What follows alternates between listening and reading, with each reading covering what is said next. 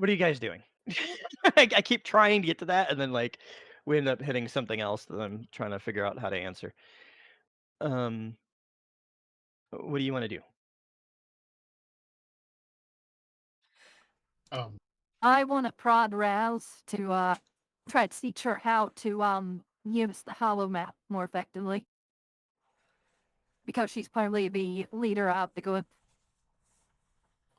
Alright, so we'll assume that you guys were able to store some stuff at the boarding house, and you have a moment to kind of be in the room of the boarding house to chat with one another. Um, so there's that. Frank, it sounded like you had something as well? no, no, I Oh, didn't say okay, anything. Sorry. okay. So, no, I thought you said, and then, No. I know that the delay on Anna's voice, like the recording bit or the processing bit to change it into the computer voice, like sometimes causes overlap. So I just want to Mm. make sure I didn't miss. Um. Hmm. Okay. So how are you going Whereas, about that? How is Chloe going about that? yeah.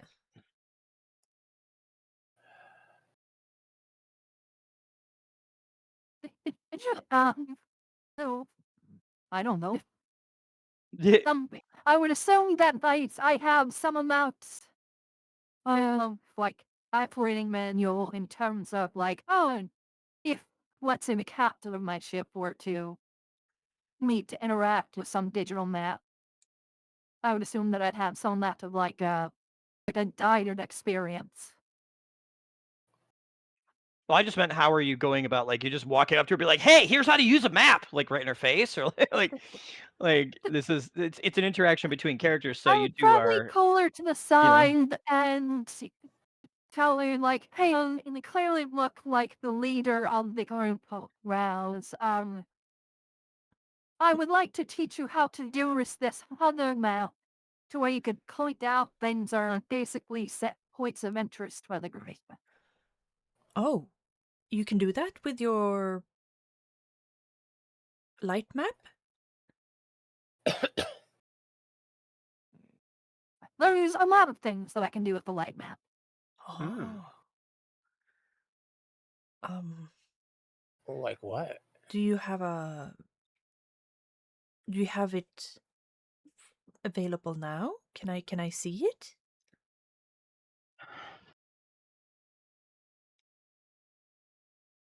Okay, I just project the light maps and it fills a large section of the room. Like I project a Oh, much larger light map than is actually needed in this case. oh, oh, oh. Ras looks around. Uh, are you projecting from like this the town, or are you projecting more of the what's it called? The forest. Well, being a light map to that, I allocational data and it's the topographical data that I have is being area of the crafts like. Okay. Uh, Ras tries to kind of see if she can move the map somehow, like you do on a screen. Yeah, like on a data pad. Yeah, Try to swipe. yeah. Try to swipe.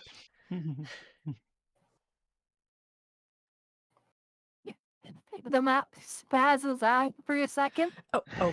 like the early technology where you're trying to get it to go one way and it goes the other way, or just, oh, you're spinning now. Ah, Did you just iPad kid and RP the question? maybe. Destian. Yeah. Hi, Dusty. Um. Oh, okay. This is amazing. This map is amazing.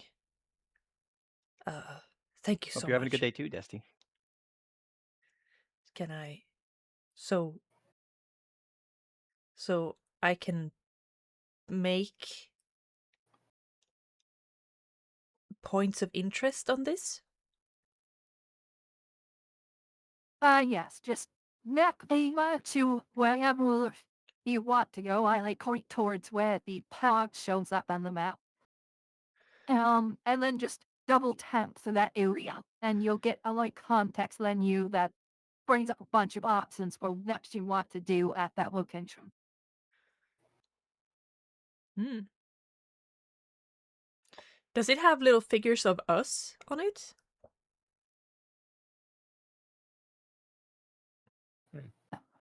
It's 10, but kindly as none of you have my adept tags, Uh, it's huh. kind of difficult to do that unless I were to manually set and track where you are and release them to the lab. Interesting. What is this tag?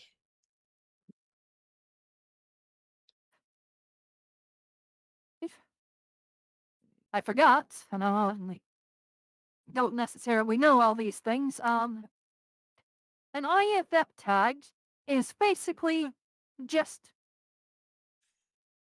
an indicator to a computer and camera system that's looking for those indicators that you are the person that it should be tracking. Huh. All right. Interesting. Ooh, head pats. Hey, Teiyu. Okay, yeah. Do you have any games on your map? Yeah. Ras will take some time then to go over with Chloe on how to put down points of interest. So if they have a map of what she has been able to scan of the city or the village, I can say that over here is this and over here is that. Like point out where the camp of what is his name again? Lieutenant Bien? Bihen is, as far as I know, and this is the mayor's house, and here we have the central power core of the city, and this house here is the outfitter. Like I point out what Yeah. the various houses are.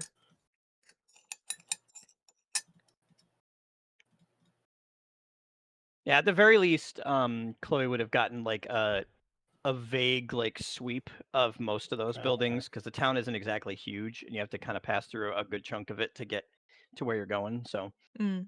And roll 20 crashed again. What? ugh. Yay.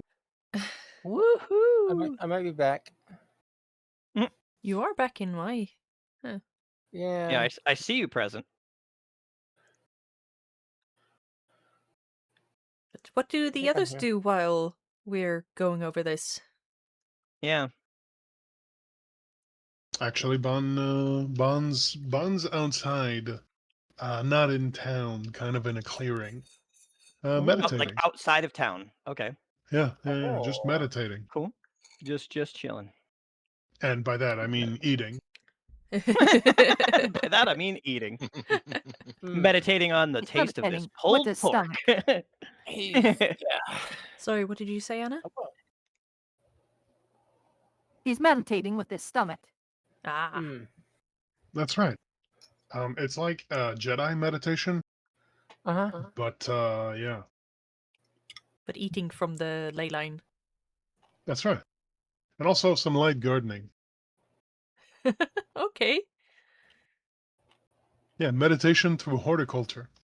Nice. I like it. That's what I do in my garden, basically. Hmm. Yes. It makes me feel better. You're so fancy. Thanks. Drippy or Yeah. Flux, what do you two do? I'm going to get some of that beef jerky from that other place. Ah, spicy beef jerky. What was it? I think it was 10 credits if I remember. Yeah. Yep. So yeah, just spend 10 credits and get some more. Yeah, it was pretty good.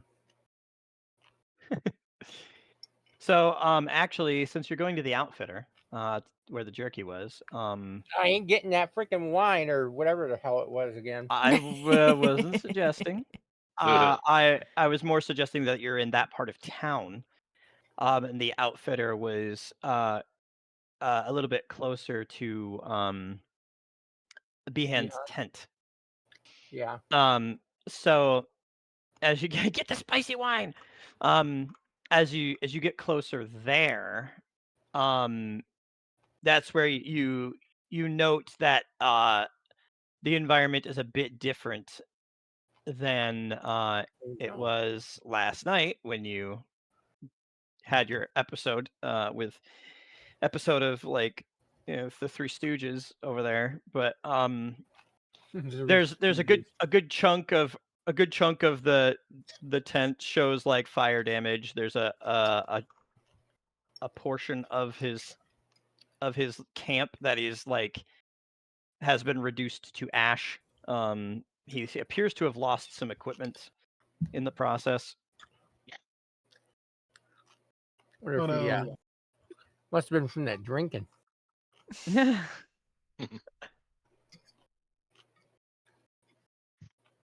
What was that, Frank?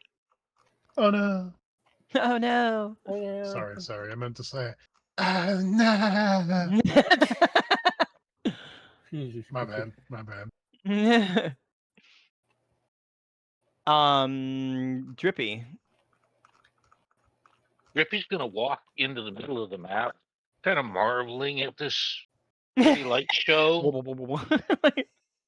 Walk over in front of Chloe and kind of wave his hand in front of his face, seeing the flicker on the projection, how it's working. It's like, wow, Yeah.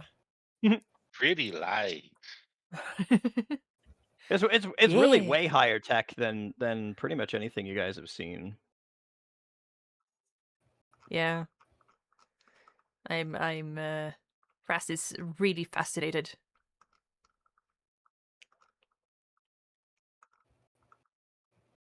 It's magic. It basically is magic. So spicy his tent caught fire. Something like that.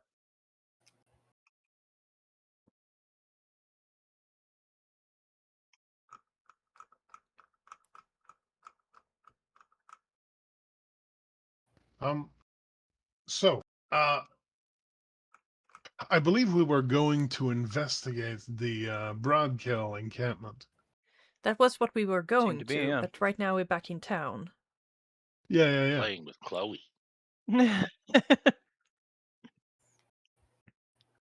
So, did you have something in mind for that, Frank?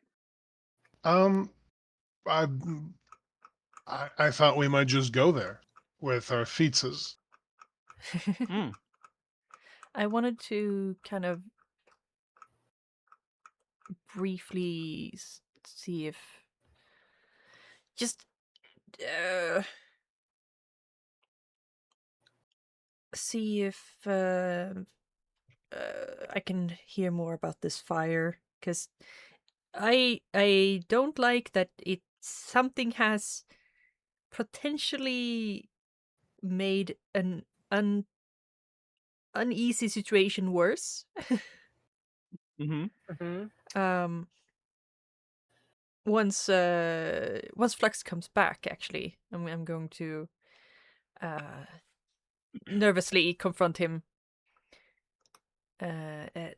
Flux. Me?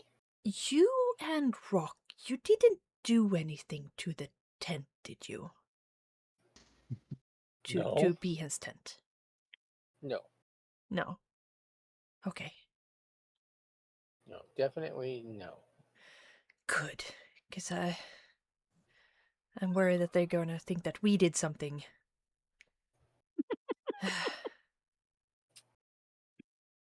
Good. Okay. I was just, in case you had set some kind of incendiary device or something, I would like to know. No. Frank, we definitely, would never. definitely wasn't us. Wasn't me. Okay. As far as we know, Rock does not possess any.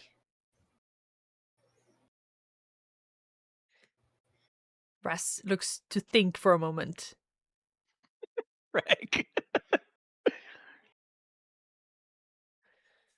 I need to talk to Drippy. That's my thought too. Huh. I go look, search for Drippy again. Drippy? And she's gonna, or Raz is gonna lower their voice a little bit, but I can't because then I won't be picked up by the microphone. Drippy? Yes, ma'am.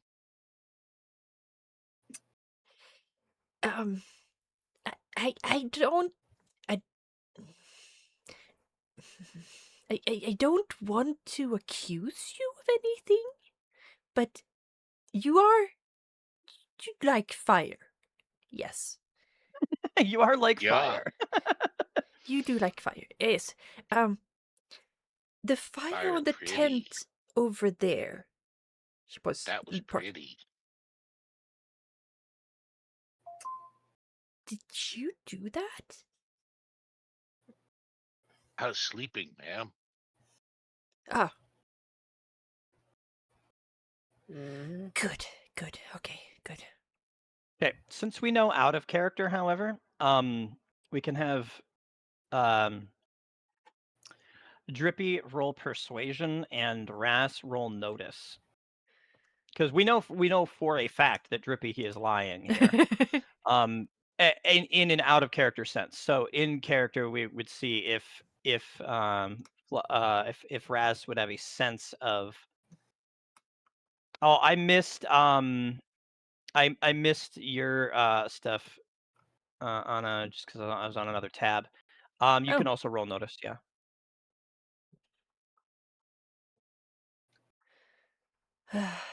Rude Would little this I don't give boy. want any to roll book? notice. No. You can fail skill checks willingly, you know. Yeah, it's true. You can, in fact. I think If role playing wise, you would rather just not have known. You can just not, I think because Raz wants to wants to believe him so much that it's just ignores any misgivings. Like, yes, of course he wouldn't. Not my Drippy. Fire. Alright, so yeah, then pyromaniac that he if- is. yeah, if you're in that situation, we gotta remember. So skill rolls only come up when the outcome is uncertain. If for role playing purposes, the player wants to fail, the outcome is not uncertain, so the roll Yeah. doesn't have to be made or apply. That being said, Chloe. Chloe, however, does in fact pick up indications that there is an adolescent human that is probably being dishonest or is otherwise anxious about the situation, possibly afraid of just being punished for being somebody who can create fire, rather than someone who did. Or perhaps he is secretly trying to hide that he's smug about it. I mean that too. The thing is, okay. So, like the psychology of the bio indicators of lying, right? It's not actually an indicator of lying. That's why these things aren't like typically admissible in court when you have like say lie detectors. They're evidence towards, but they're still considered circumstantial evidence. Lying creates anxiety. And lying creates a situation where your brain is creating something. So people say, well, if they look down into the left, well, okay, yes, sometimes that's an indication on some people. Why? Because the right hemisphere of your brain is being used to fabricate something, right? But the thing is, not everyone looks in the same direction, or not everyone necessarily looks when they are lying. then they could say, well, he's getting nervous. Well, yeah, you're questioning him. So yes, they could be getting nervous because they're lying. They could also just be getting nervous because they already have a nervous predisposition, and you're questioning them, and they feel accused. So the evidence of lies is at best an indication they might be. Hmm. It doesn't say that they are. So with Chloe's scan, her what psych profile she has on board is going to tell her that he could be lying, but he could also just be nervous because he's a teen.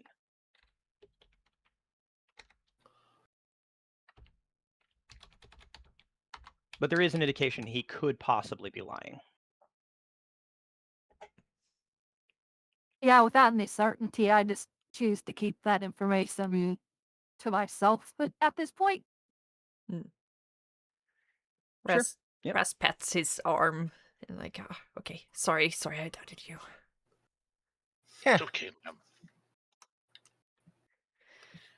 Plausible deniability. Yep. Yeah. If I ever ask for a roll and you would like to automatically fail that roll, just say I just don't want to roll. I'll fail. Okay. It's totally fine. 100%. Yep. For role play purposes, it's more me just pulling in a thing like, well, there's a possibility you could detect you could get this. So. Okay. Then I was gonna, since I trust my team, I'm gonna believe that they did nothing. And wait for Ban to be back so that we can set out again.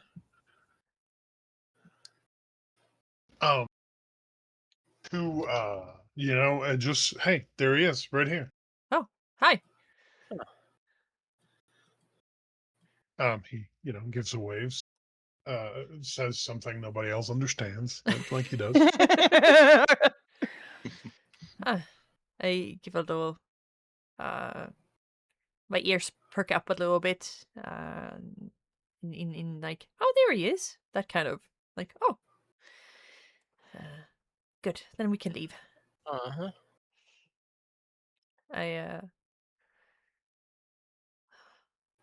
Yes, and we kind of get ready to pack up and see if Chloe wants to come with us, or if she wants to stay here.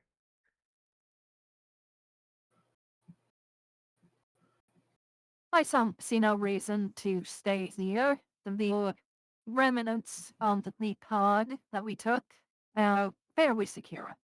Oh my god, GPT, just do the fucking thing. With a nod, I guess we'll set out again. There.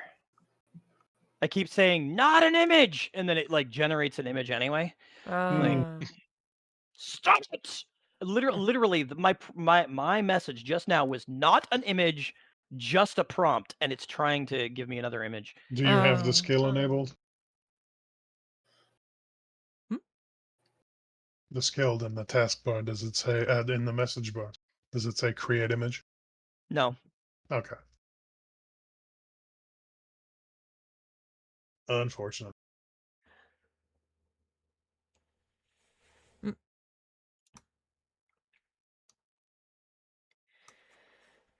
This means that we probably will have to stay the night in the woods, probably. If we go out this late. Because now it's like Fine with me. afternoon, isn't it? By this point, after playing around with the map, there's some meditating going on. It's probably like 2-ish. Okay. Yeah. That's not so You've bad. got, because it's summer, you do have several hours of sunlight left. Yippee! But it's at this point, like, I guess technically almost fall. It's early September. Oh. Plenty of light. We got plenty of time. Well,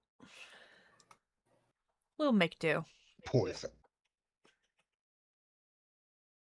Okay. Because we got no other choice. Oh, yeah. Yeah. And I guess we leave town again.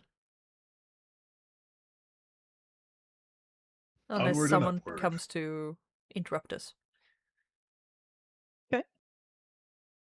Yeah, nobody directly, interacts with you to interrupt you or anything like that.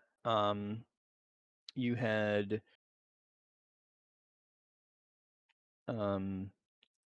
asked that the mayor, get in touch with you when she's available, but she hasn't done so. And we have been gone, so. Yeah. Uh. So at that point, you're still, butter. free to travel. You haven't interacted with any of the townspeople further. You haven't visited Behan, and Simon hasn't come over to you either. So All right. as far as the people that you know of and all that. Well, we had a thing that we wanted to do, so we are going to go and try again. Doing all right. All right. And this How time we was the can rest of your follow stream? our own trail, basically, back to where we Yeah. veered off. Sure. So where are you heading back to? Where we veered off towards the crashing. Well, when All we right. So veered you're just off. kind of out in the middle of the wilderness bit. Yeah. Okay. Unless Oh, someone else has a great. better idea. If I remember correctly, there was a point of interest that was by a river. By the river. There might have been. Yeah, There. when I flew up in Yeah. the air to do the Oh. scan, there was a battlefield, or what appeared to be a battlefield, or some amount of wreckage. And not too far from that, there was a point of interest that Raz seemed interested in. Yeah. There was a ping of something That's what I did. Build. unusually dense and not consistent with the environment in the river upstream from the place where you fought the Brodkil. Okay, interesting.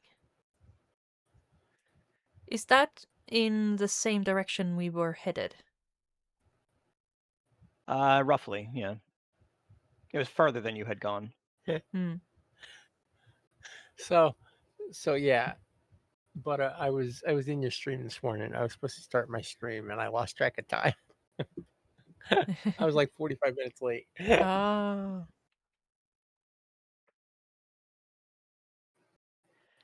Okay, here's.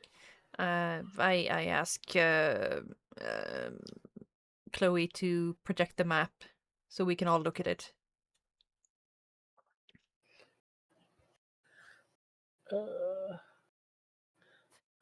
So I set it up to where Raz can basically just call up the map. He just says a command and it just calls up the map. Oh, look at that. So, I think we should be around here, right? You seem to know exactly where we are. I don't know. I just gotta. And then do we want to go to this point of interest over here, or do we want to try to search more intently after this camp? It could be the It camp. can be distracting. Don't tell my boss. Yeah. Hey, Steel. Yeah. Bun, he does. It's not like he spends all of his time up there, but he does see the region better than most, since he can just walk on Right. top of the canopies. Yeah, literally just float. Like, is there anything he can contribute to, like, oh hey, so he can see the map, like, hey, so this over here, just point out Useful information for the rest of the group. Well, so you can definitely make it a bit quicker. As far as the map, and if there was something on the map that stood out, you could certainly like indicate that, or like if there was something that as you go up there you see something that stands out, you could probably tell where it was relative to the map. But so far you guys haven't really kind of pinpointed it other than somewhere vaguely east. You don't have a ton of information. Vaguely east of the battlefield you guys were on is the last like real solid thing you've put together. And the Fair river enough. goes sort of north-south, or does it go So east? the river actually goes, it flows west past the battlefield that you were in, like roughly. It was kind of like, it was kind of like that angle, so it was kind of I'll like be flowing sorry. southwest through that chunk. Mm. And then it curves a bit north and then turns northwest and then west as it kind of goes past Garnet Town. So if you literally were to follow the river, you could make it back to the battlefield just by following it further upstream. And if I follow it upstream further, we would go to the point of interest. Correct. Yep. That's the gist of where that location is. So yeah, either we go to the point of interest or we try to follow these tracks. What little we I have like so far. interesting things. You want to go to the point of interest?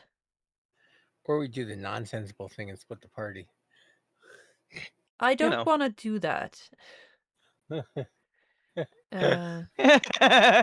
Gee. Why? Yeah, I wonder. There's so few of us. That hasn't stopped us before. We played. Yeah, we'll be all right. I tried to with like I think he's just motion joking. convey to I'm joking. I'm joking because like our other campaigns, we always split the party. Ugh. Never You ever. always get into trouble. Always get in trouble. Poor DM. Oh, it's fine. I never He's wanted to good. split the party. It was somebody else. But yeah, I try to communicate to Rock that I like walking with my fingers and like doing I'm looking for things motion with hand above the eyes. Where'd the options go? Or just... or this one. Hmm. And then point, like give him the option to give his opinion as well. He does the hand thing, and then he says helpfully, "Good." I look back at Rock and I go, right. You can't see me. Okay, well at least he's learning one word. Good. Good. Good. So Flux, do you have an just opinion? Genuinely.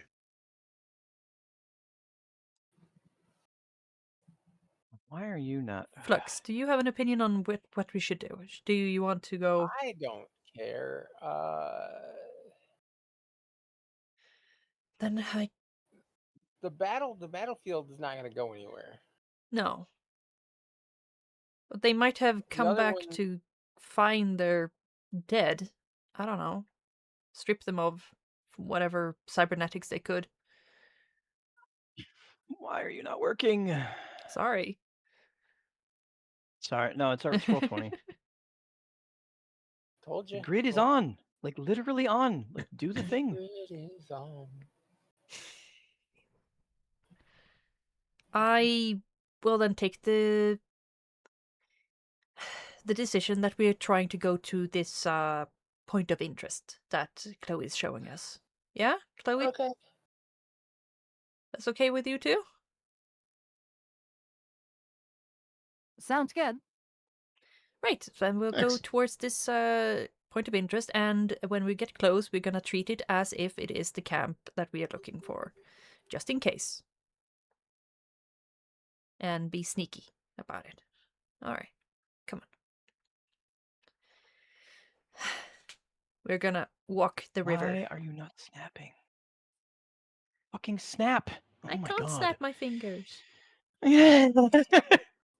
It is so it's supposed to snap to grid, Yeah. and it's not. It's not snapping anywhere. Oh. So like just snap. Like just do it. Do the thing. Literally it says do the like just do it Doorbell. so that uh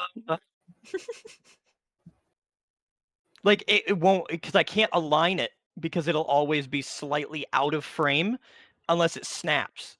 So it's refusing to just like Mm. okay, am I Oh, okay. I see what happened. I was on the wrong page. I'm like I was Ah. just sitting here like I create the fuck is all this? Okay. I was like they kept like I kept activating the grid and I kept doing the like just do the thing. Do it. And they just wouldn't do it. Like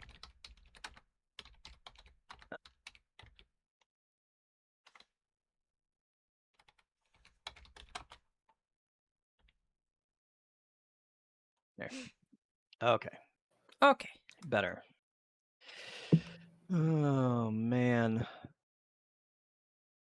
I do not have Ooh. there.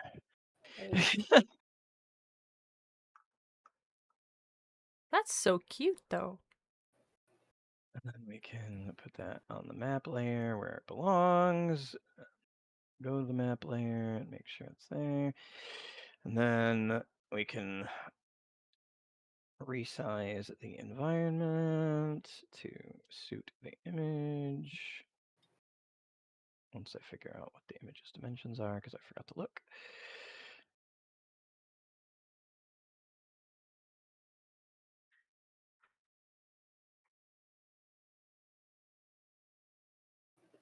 That is pretty cool.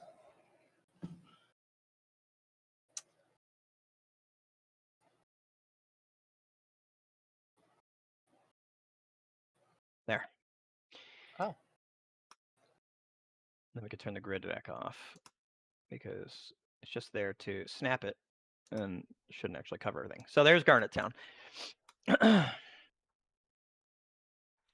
We gotta steal that thing. Obviously.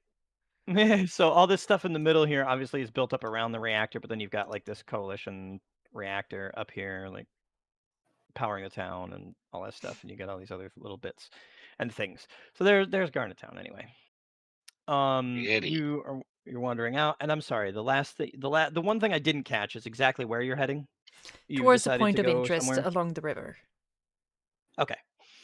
So it takes you a little bit of time. You're sort of like late afternoon.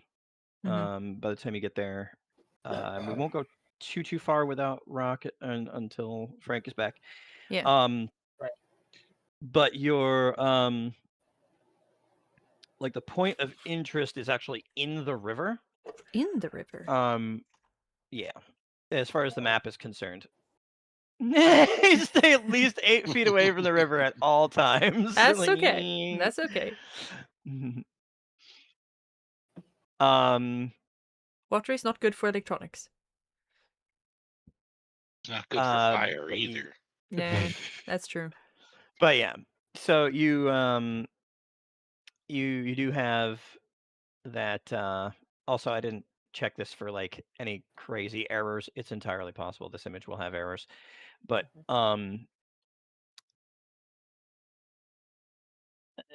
where was I?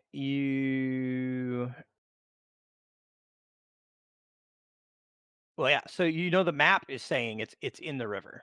Okay. As far as what you do to try to figure out where the thing is, that's another story entirely. So we've kind of eventually found our way up there. And we don't see Yeah, it? you are at the location, Mm-hmm. but whatever it is probably under the water. Well, this is not Like a camp. her ping picked something up here, but Huh. Interesting. That's weird. What? Too bad it's not the camp, but we should be closer to where the camp might be. They probably want water after all.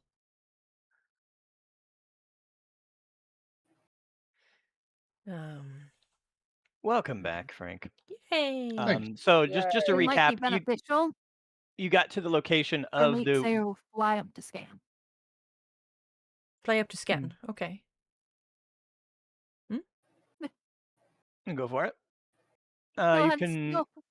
Yeah, you can roll notice for your scan. And I'm just updating Frank. You guys went to the point of interest. Whatever the object or anomaly was is in the water. So it's not a camp. Okay. How strong is the current? I mean, not like crazy strong. You've definitely exercised in worse. Like you could probably walk against this. It's just a little bit deep, but it's not like. Yeah, he's just diving in immediately. Okay. Oh, well, Perfect. All right. You know, I forgot that I found that the alertness edge, which would have given me a +2 on that roll of trippy, and a +2 for the notice. If they're investigators, Mm-hmm. So Okay, one moment. Chloe There- needs to get on. If Chloe needs to content and get all of herself, she's missing all these bonuses. Right. One moment. I'm just trying to find. I keep seeing the thing. Okay.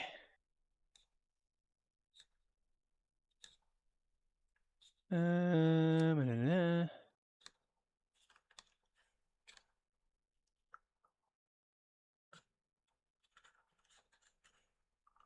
All right.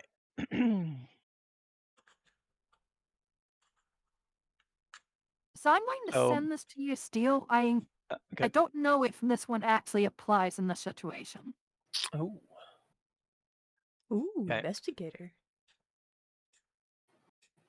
+2 to research and notice rolls made to search through desks and important papers. This is not searching through a desk or important papers. So no, it does not apply to your scanning Okay. roll. Okay, fine. I only get a +2 for notice on things that I Yeah. can hear and see and otherwise sense. Oh. Still a good roll.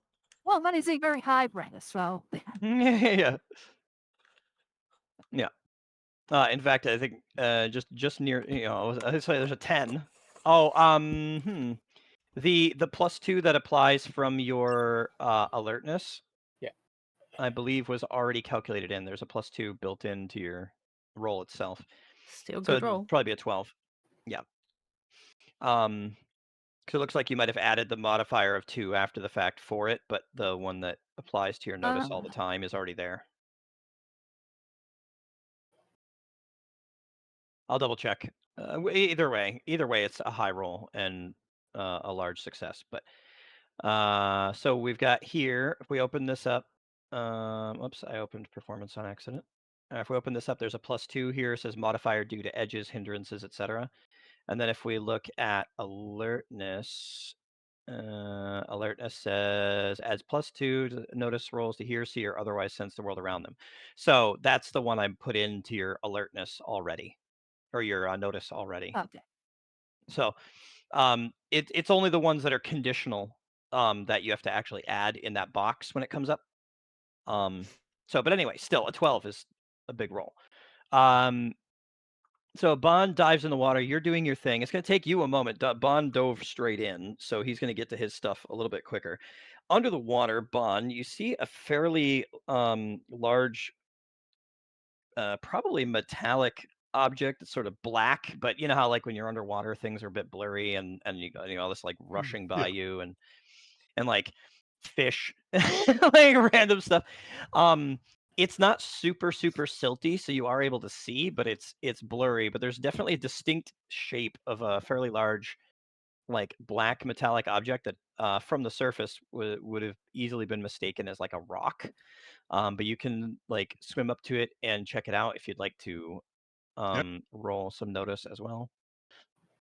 Yes, sir. Notice or investigate? Investigation is more like doing like putting things together for like looking through papers and like that sort of thing. This is more like just trying to get the detail of the thing. That's Um, important.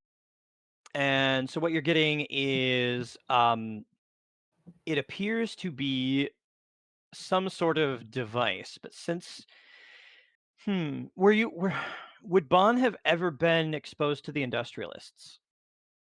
Of the what? Would Bond have ever been exposed to the industrialists? No, sir. Okay. Then in that case, I don't think Bond really has a way to really parse this culturally, but it appears to be something like a lot of the other things you've seen around here. Like there's machines, like how Bond understands those. I don't know how to like, but it appears to be something like a machine, like It what appears to run on some form of electricity. something. Yeah. It also appears to be dormant, but it appears to be mechanically like one of these things that the people here use to do things. Yeah. Well, I mean, since they're already using that, I'm sure they'll like to have one more. This cannot go poorly. No. Not at all. Yeah. So, You're gonna haul it out of the yeah, water. yeah, exactly. All right. So as you get close to it, its shape becomes more distinct in the water. Um, it kind of looks like an arm, like a really big arm. Um, Oh, and then as you like haul on it, you drag it up out of the water. And for anybody else, it would be like impossible. Like this thing would be heavy, but because of you and your relationship to physics and like That's true. a very special relationship with physics. Um, I could almost see you like just like you know how like if in the real world here when you're swimming and you jump off the bottom and like as you approach the surface, like the surface tension like kind of pulls you back into the water. Like Yeah. Yeah. I don't think Bond really has that relationship with water either. Uh, um, He's so like a hippo, just running on yeah, the. Yeah. I sort of see like I sort of see Bond just like grab this thing, pull it up out of the muck, and just jump out of the water, like like literally out of the water, and like gracefully land by the group because of that whole like the martial arts lightness thing. Yeah. Uh, Perfect. yeah. Good. And there's a big arm. Those of you down at ground level We are. are going to Ras is staring. absolutely see it is a mech arm. It's the arm Ooh, of a mech. cool. Um Chloe with your ping, it takes you a minute to like kind of scan. So he's like, showing off this arm and all that stuff. Your scan does, now that it's out of the water, get less distorted. I found a giant hand to bitch slap people with. Yeah. Whoosh. um Kishmiak. so you're now that it's out of the water, your ping actually hits that and gets like a very distinct image of it as well that he's displaying it to the group. um what are you what is the method you're using as far as your scanning while you're up there? I mean, I assume you're using at least Combination the of radar that you had before, but cameras, radar, LiDAR, a bunch of different scanning methods to both see potentially inside things, okay. inside objects, All right. as well as, Sure. around and the object itself. Okay. So, um I would say that basically it's gotten late enough in the day that you decided to flip through, some of your spectrum scans as well. And at that level, you can tell that it's a little bit further southeast of here, probably another couple miles. There's someone is operating what must be a power plant of some sort. Not enormous, probably smaller than the one that you encountered in Garnet Town. And you can definitely clearly see your signatures from Garnet Town, and your positioning data tells you, that must be Garnet Town that you're detecting to the northwest. But there is a smaller power plant to the southeast of where you are now by another couple miles. Do I did a little radio like antenna thing, little radio antenna pops out, or I stand still of radio signals in that signal direction. Just the same usual, the same radio traffic you've been getting. It is very, very, what I would say, disturbingly quiet compared to what you expect Earth to be. You expect Earth to have like television broadcast and constant radio, like just being inundated with various like FM like radio broadcasts, like all kinds of signals back and forth between here and satellites, almost none of which you're actually getting. There's some stuff kind of like to the north that's like bursts and like maybe one constant frequency, like, but it's very, very distant signal. You'd have to triangulate to see how far, but like its strength is coming, from the north. There's intermittent stuff here and there that, like, you picked up something this time that you didn't pick up last time, but you picked up two other things last time that you didn't pick up this time, which are probably like personal communications of some sort. Where you're catching the waves, but you're not actually getting the information of them. The one that's constant from the north appears to be some sort of like what you would expect, like a radio station almost. Just based on what you're hearing.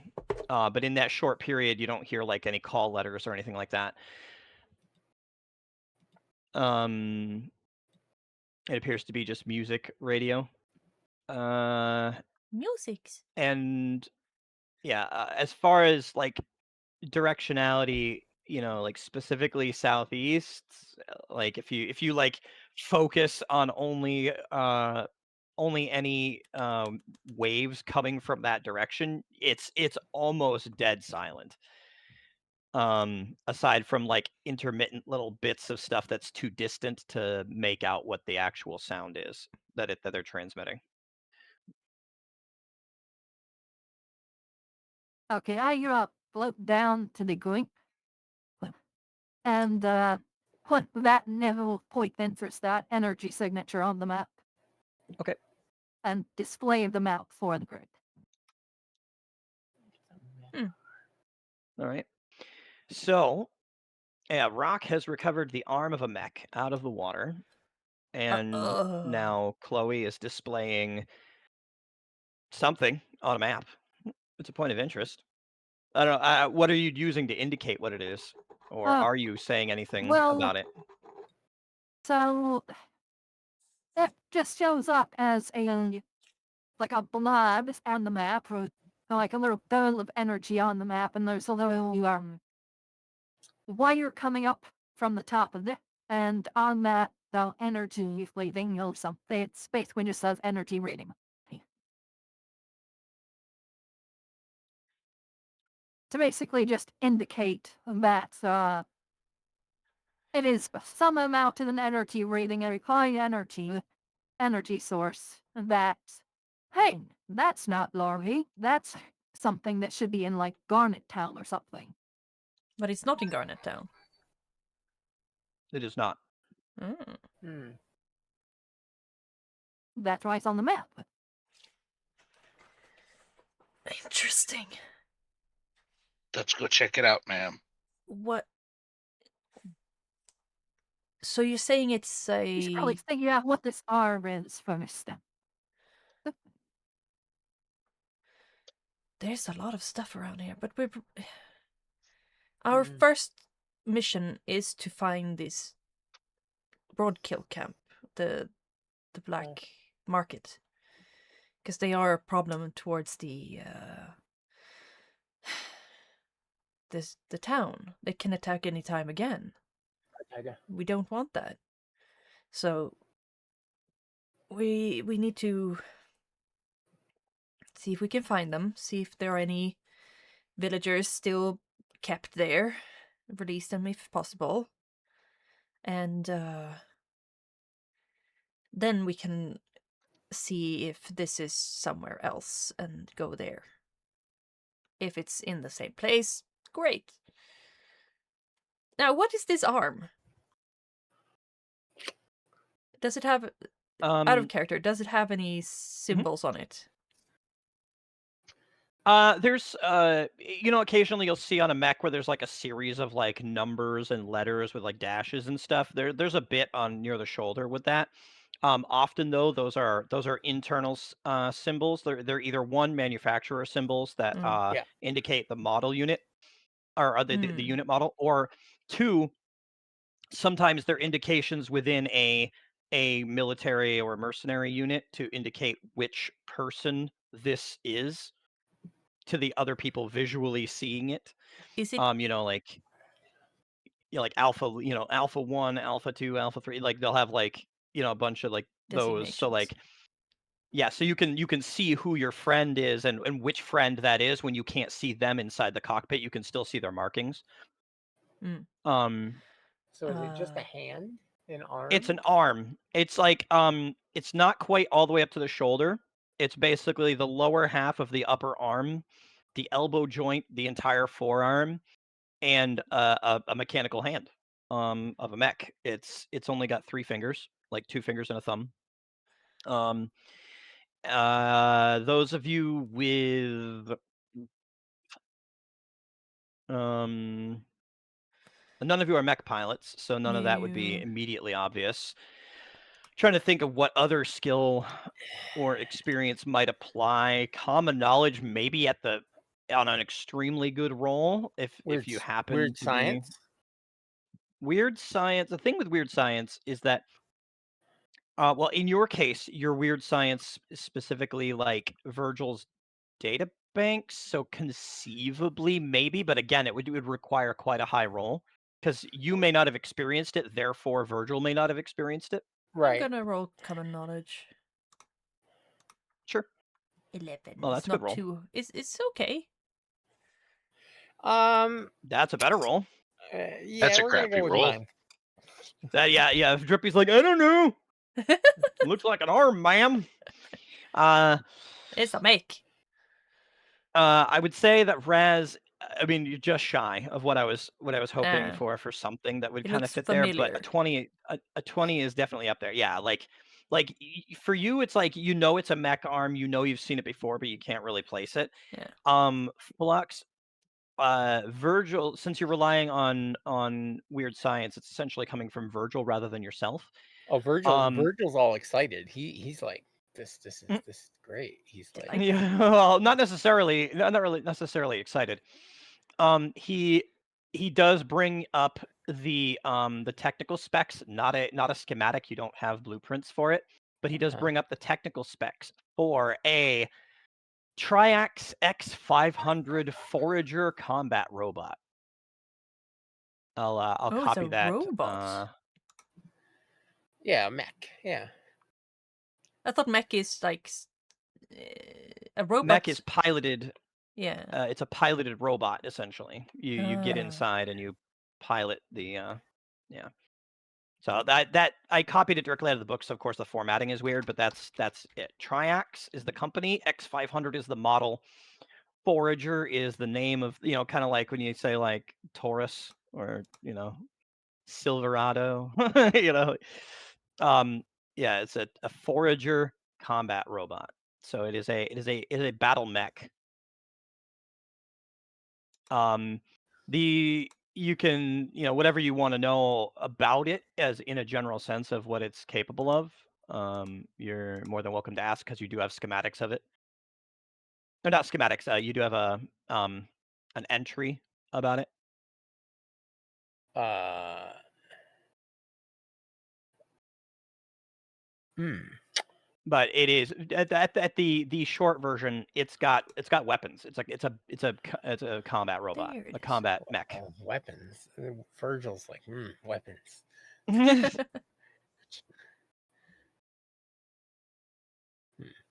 There's no weapons in this arm. This arm does not. In fact, when you look at the picture on what it's displaying to you, it has two like hands like for its arms. Yeah. There are missile launchers mounted into its shoulders, So which it's is missing so from this technically arm, it's a Gundam. and it's got ion cannons located in its torso, in its chest. Oh yeah, it's a Gundam. So it as far as like basically you have like a sales flyer and they're showing off like, oh, look at this. This has a, you know, medium missile launcher with capacity for 16 missiles each. Like, like all this like, It can have 2 yeah. crew. That's cool. Yeah. So Apparently there's that's what you're variants that can be used for construction and mining. I found it in the... Yeah, they're highly modifiable as well, but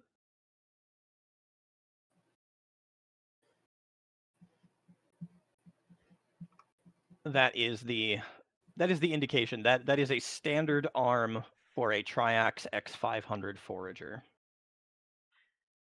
Does it look like it's been here for a long time? Or is it new? One of the things that's difficult about modern Rifts Earth era technologies, and especially stuff like at the level of technology that a mech would be, mechs are definitely pre-war tech. What happens is either people find a mech and they refurbish it, hack into it, get past the biometric locks from the military stuff, blah, blah, blah, blah. Or there are certain companies that have found old blueprints, or in the case of Triox, have innovated their own designs, and are manufacturing them presently. But either way, they're using materials that don't really perish the way our current modern materials perish. So this thing could have been, it's certainly not brand new, but this thing could have been in the water a decade or a day, and you wouldn't know the difference. There isn't like going to be a significant accumulation of rust or corrosion, that Yeah, sort of but thing. the It will amount eventually of happen, like but algae or oh, that's true. stuff. In that case, it's also not significantly coated in any sort of debris or whatever. It Okay. was underneath a fair amount of muck, though, for what it's worth. Not that Oh. Ron can necessarily Translate that for us. explain that to you, but you could see that there's a fair amount of muck on it. Like it's certainly been covered, but that could happen in hours. Actually, with the flow. His clothes are probably covered in muck up to a very Oh, specific also. point. Oh, that's true. That's true. Yeah, because you had to get down and lift it. So, Yeah. yeah. Or, So if you compare just that, a very hard impact. yeah, that's also possible. Water's going to slow that down by the time they hit the bottom, unless it was really hard. How big is this arm? It is. Let's see, a forager. It's probably, compared to the part of you that it represents, it's probably about 5 or 6 times the length of your arm. Okay, so like 10 feet long? No, actually, Well, I bigger mean, than that. I'm just more giving like ratios. I don't actually have measurements in any, there's no like blueprint specs in canon, so I don't have anything to go by. I'm just trying to give you a vague sense of how much bigger than you the mech would be. Like, Yeah, I'll just write that down then. yeah, just imagine you're like you as a person. Two of you can fit inside this thing's chest, and then extrapolate from there how long you think the thing's arm is. It's probably slightly longer than would be proportional for a human as well. Fair. So beyond that, like it's hard for me to give you an exact.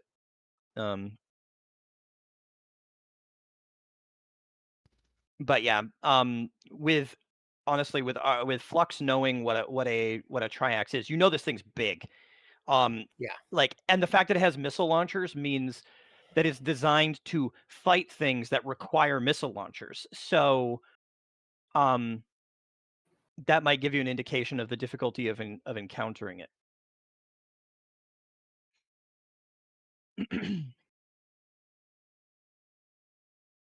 It is a vehicle scale combat when you're talking about power armor. People can defeat vehicle scale enemies without being vehicles themselves, but they typically if you imagine real life, right?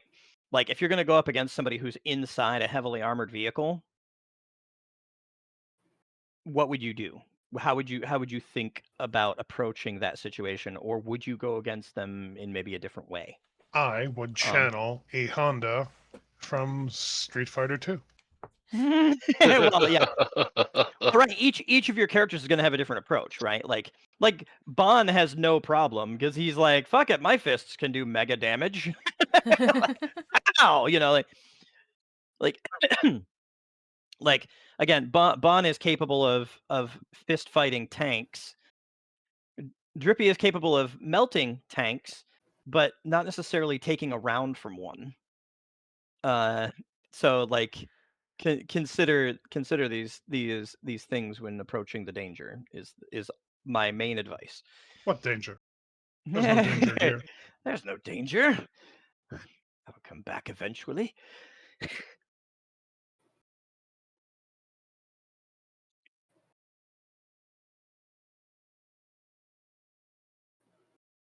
All right. Should we investigate the power station then? No, we should look for the camp. All right. I want to find the rest of the mech. It Oh, how was the arm separated from the mech? Does it look damaged? looks very damaged, yes. Oh, all right. Ripped It looks or like sheared. Like sheared? yeah, like not scalpely, like not a slice. Metal shearing. So like twisting under pressure until the metal and this is that advanced alloy, that mega damage capacity alloy, until the alloy gave way under pressure. Under like twisting pressure, torque. It was twisted and ripped off, basically. A So Mac. something very big didn't block this mech to have its arm anyway. Seemingly, yeah. You know what that means. A bigger hand for you to bitch slap people with. Yes. Yep. Thank you. You get me. Exactly. I mean, it This is doesn't the have to new be bit of bigger. It random could crap be, I get to could swing be the around. same size, but yeah. Oh, you want to take this to swing?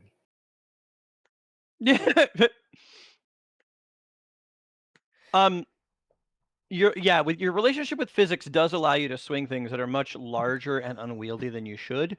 I suspect you're probably better off disconnecting it at the elbow and just using the forearm like fly swatter portion. Um, Yeah, if more you on would that like if to it make comes up. yeah. But you're certainly welcome to use it as a weapon if you'd like. But really only Bond. None of the rest of you can even lift this thing. Like Bond's just like kind of casually like like My none of mom the rest of said you can even move it. yeah, Like, my mom said I could be anything, so I chose to be weird as hell. yeah. Oh, I forgot to switch to your out in the wilderness music. I just realized that was still town music.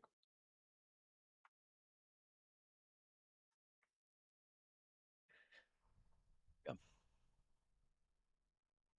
So yeah, that's what you got so far. you have indications that there are potentially two much larger entities out there that can cause harm than what you immediately Yeah. expected previously. Hmm. Whether it's to you or anybody else is another thing entirely. But it is out there. The danger is there. Interesting. And you can proceed as you see fit with the knowledge of that danger. But I did want to put in the disclaimer that I just want to put out there for real. This is like if any of you are familiar with the clue bat, I know Anna is because she wasn't, and then I showed her the image of the clue bat. But this is me saying yes, there is danger. Take it seriously because you can get fucked up. So you're saying to run head first into us. Yay! If that's how you choose to consider the danger, that's entirely up to you. The consequences are not my problem.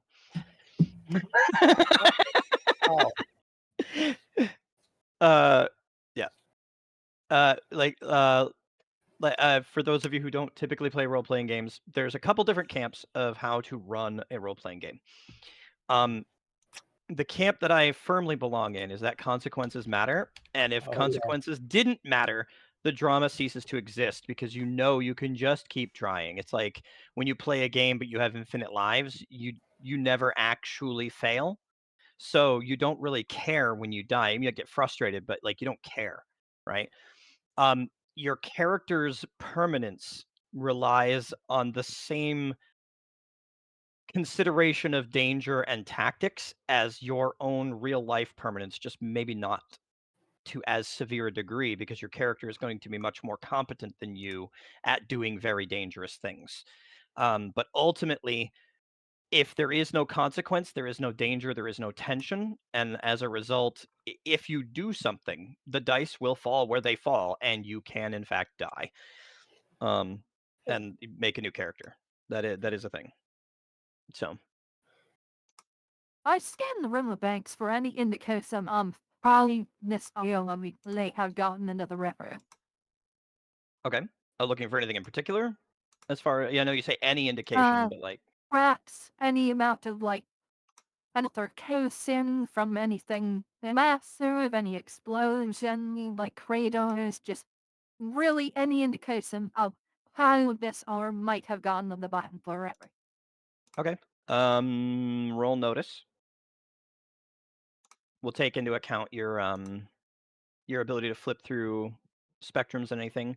It's gonna take Chloe a bit. Also we have to consider your penalty for being near the river. So Damn, Chloe, Reveille. yeah. You're having a lot of trouble parsing the information. It's a little bit disturbing actually because you're used to being able to take in the information. You're not used to being this distracted.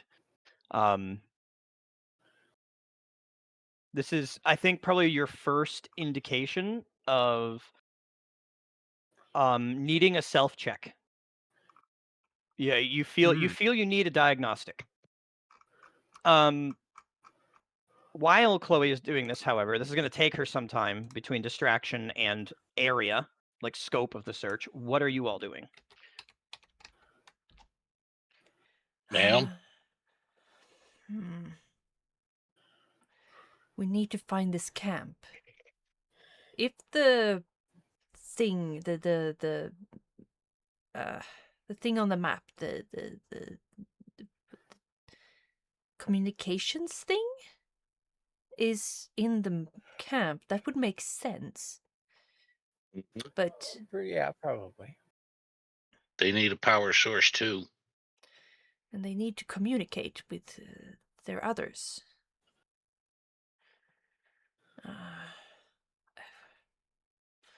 How far away approximately does it look to be on the map?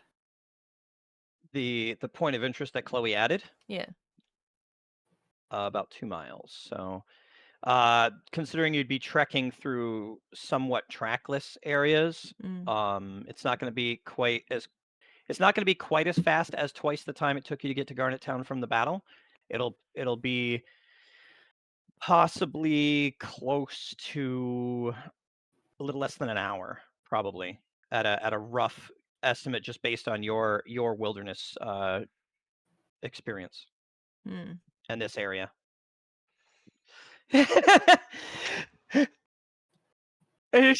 Bon is swinging the arm around, like it looks like he's testing it to see if he can use it as a weapon.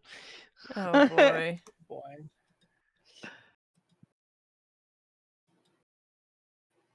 I would never actually. Yeah, is it on this side of the Uh-huh. river? That is a good Is question. well, the power. The thing is, Chloe was able to scan from above the tree line Mm. and get a sense on the infrared spectrum that there was a power source nearby, roughly, again, like roughly 2 miles southeast.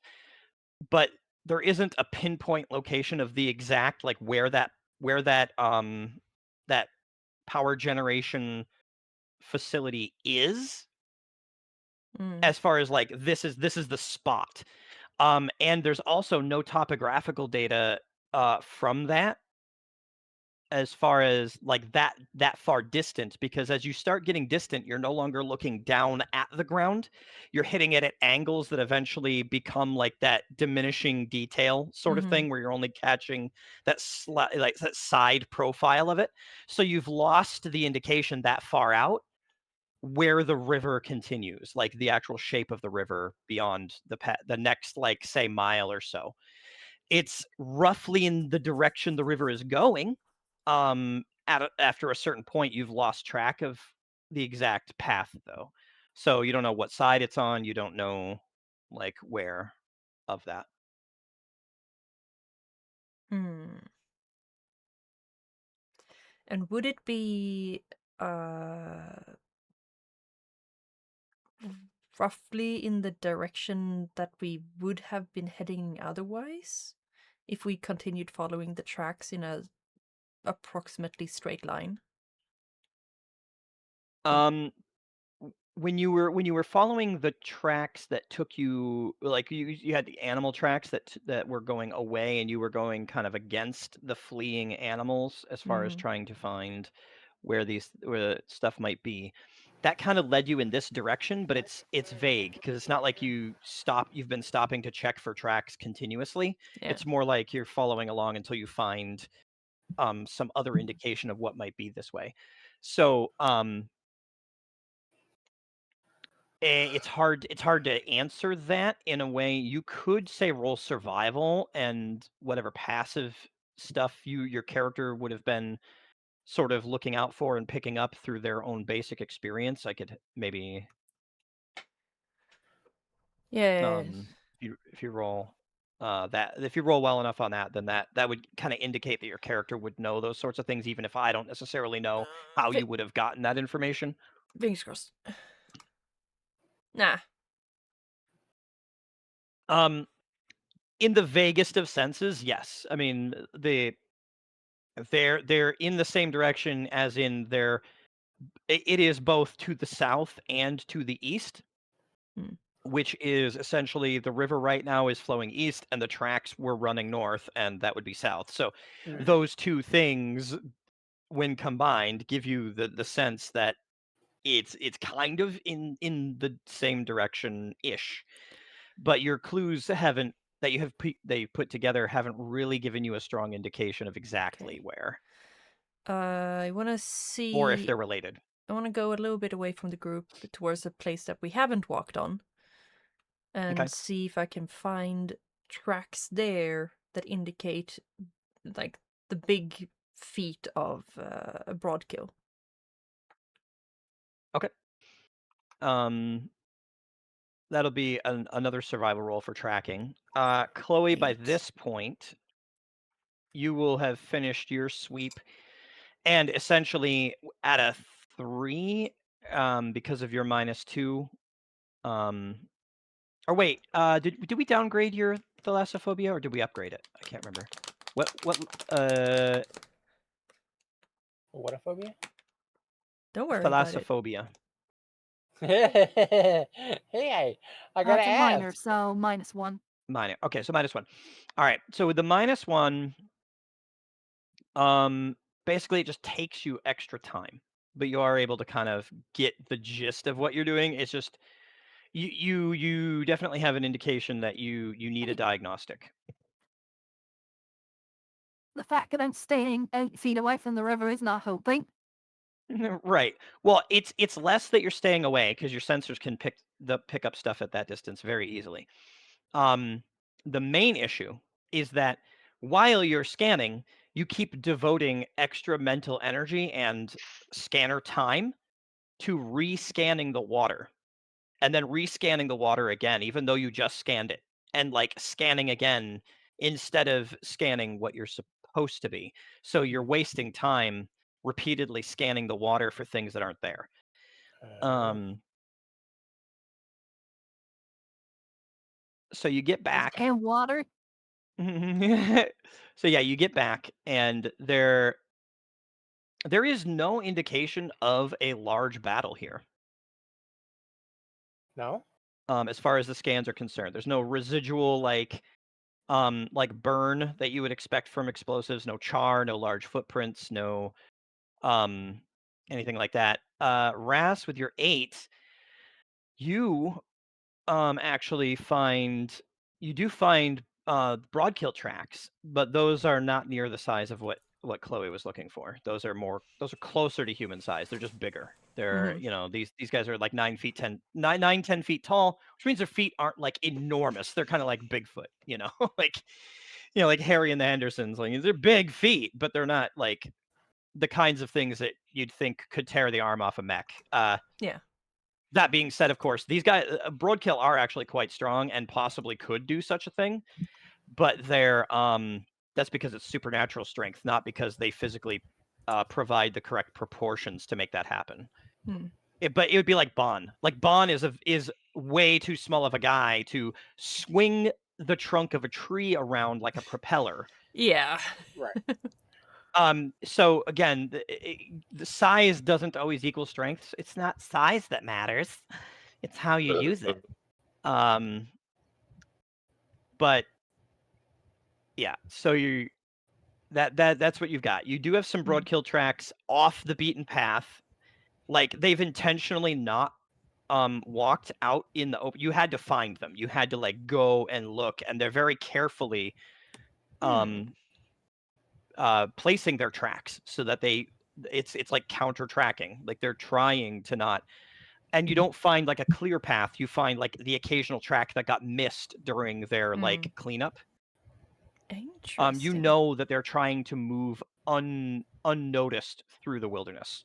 Based on the Interesting. information. Oh, I accidentally didn't display this back up after I did the thing. I've been sitting here on a blank screen for who knows how long. Sorry, guys. Very interesting. If I come back to the team. Well, there are tracks of Brodkill, but they have been intentionally hidden, or they have been very careful in what they've been doing. They are not stupid. Smarter than they look. Yes, they are. We should go burn them. Not a bad idea, but they are very difficult to burn, so be careful with that. If you have other targets, prioritize them. But yes, we need to find this camp, and I haven't been able to really triangulate a direction.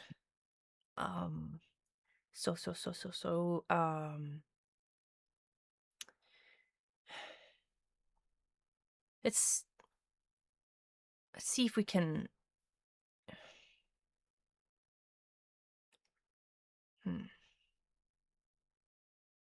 Maybe going to Bond this chooses. power source is a good idea. Sorry. What Carry was on. that? It's okay. Bon? No, I would like to carry- interject. Hmm? While there is a power source in that direction, I don't see any radio indications that wouldn't show any massive amount of people in that direction communicating. A power source without a mass of people? Yeah, there is no radio communications that seem to align themselves with that area. Or Yeah, at least none there's no that constant would radio traffic from indicate. there. Hmm. Do you need a radio Oh, to communicate you know what? in camp? There is actually one other thing that you would know, Chloe, from that scan, although it's not related to what you were looking for. In Garnet Town, there is actually a number of signals coming from Garnet Town, both radio communication and essentially when you are listening for sonar, you're getting interference because you're getting hit with essentially sonar pings Mm, periodically from the town. cool. Um, for what it's worth.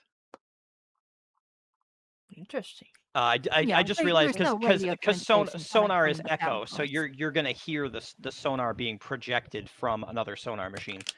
Right. Or radar, I guess more radar, not sonar, radar. But still, it's echo.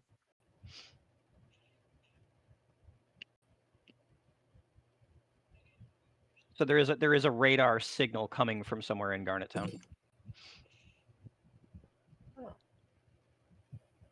Makes sense.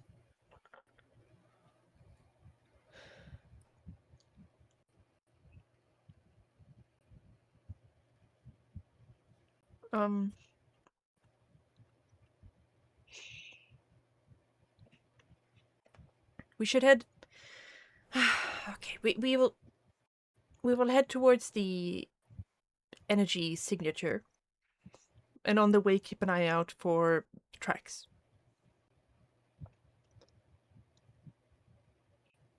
Any objections? Follow you, No. ma'am. Steel? Mm-hmm. Is the energy signature in the direction, is it like upstream Yes. of the river? Well, roughly. Okay. Like I said, like you So it's quite can't possible follow that the.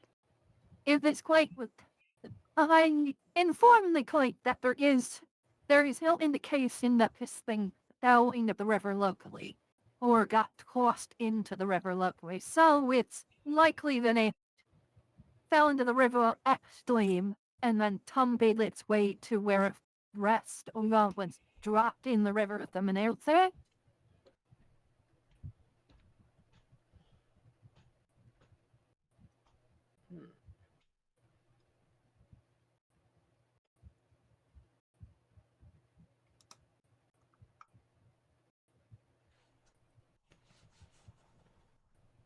Okay. Steel? Mm-hmm. Oh, okay. I didn't. No, it sounded like Chloe was saying something. I didn't hear a question in there. So I was waiting for you guys to discuss because it sounded like she was telling you, this is what I think. If I missed a question, I'm sorry, but that was due to the distortion of the voice. Yeah. I don't think there was a question. Okay, what We'll was the find question? the rest of it. No, like there clearly wasn't a question apart from it clearly probably came from uprivers and hey, the energy source is upriver. That is a possible way it could have gotten there, yes. You have no way to prove that without further information that you don't have. But that is a possible way it could have arrived.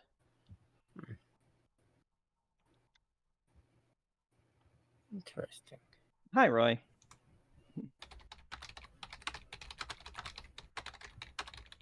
So, you said it looked to have been in water for a while. It looked like it was under the silt, but that could have happened within hours of it settling and staying still long enough with the flow. So the like algae and whatnot wouldn't have necessarily had time to accumulate on it. Well, see, the thing about but even in the Max? spots, the thing about Max is that if this had happened a few hours ago, we would definitely see signs of the battle. for sure. If Unless it was it- recent, yeah. If it was recent and if it was close by, it might have been flung. Yeah, that's I think what Chloe is trying to say is either it was flung or it fell into. We don't hear steel on steel. Oh, Whoops. Wait, I what? appear to have bumped a button. My apologies. Oh. And since I did, Roy probably didn't hear me saying hello. I'm sorry about that too. Oh, that's right. I actually I muted myself to blow my nose and forgot to unmute Oh. myself. That's what happened. I know hit that my one. camera and muted myself. Thank you. But anyway, hi Roy. Yeah.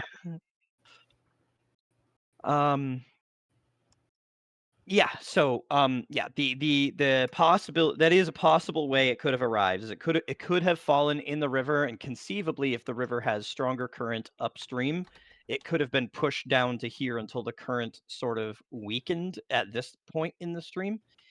And then settled. That is one way it could have gotten here. It could have tumbled through and traveled however far it took to get here from the actual location of its shearing, which is why you're not finding evidence here. That is a at least plausible hypothesis of how it arrived. Yes.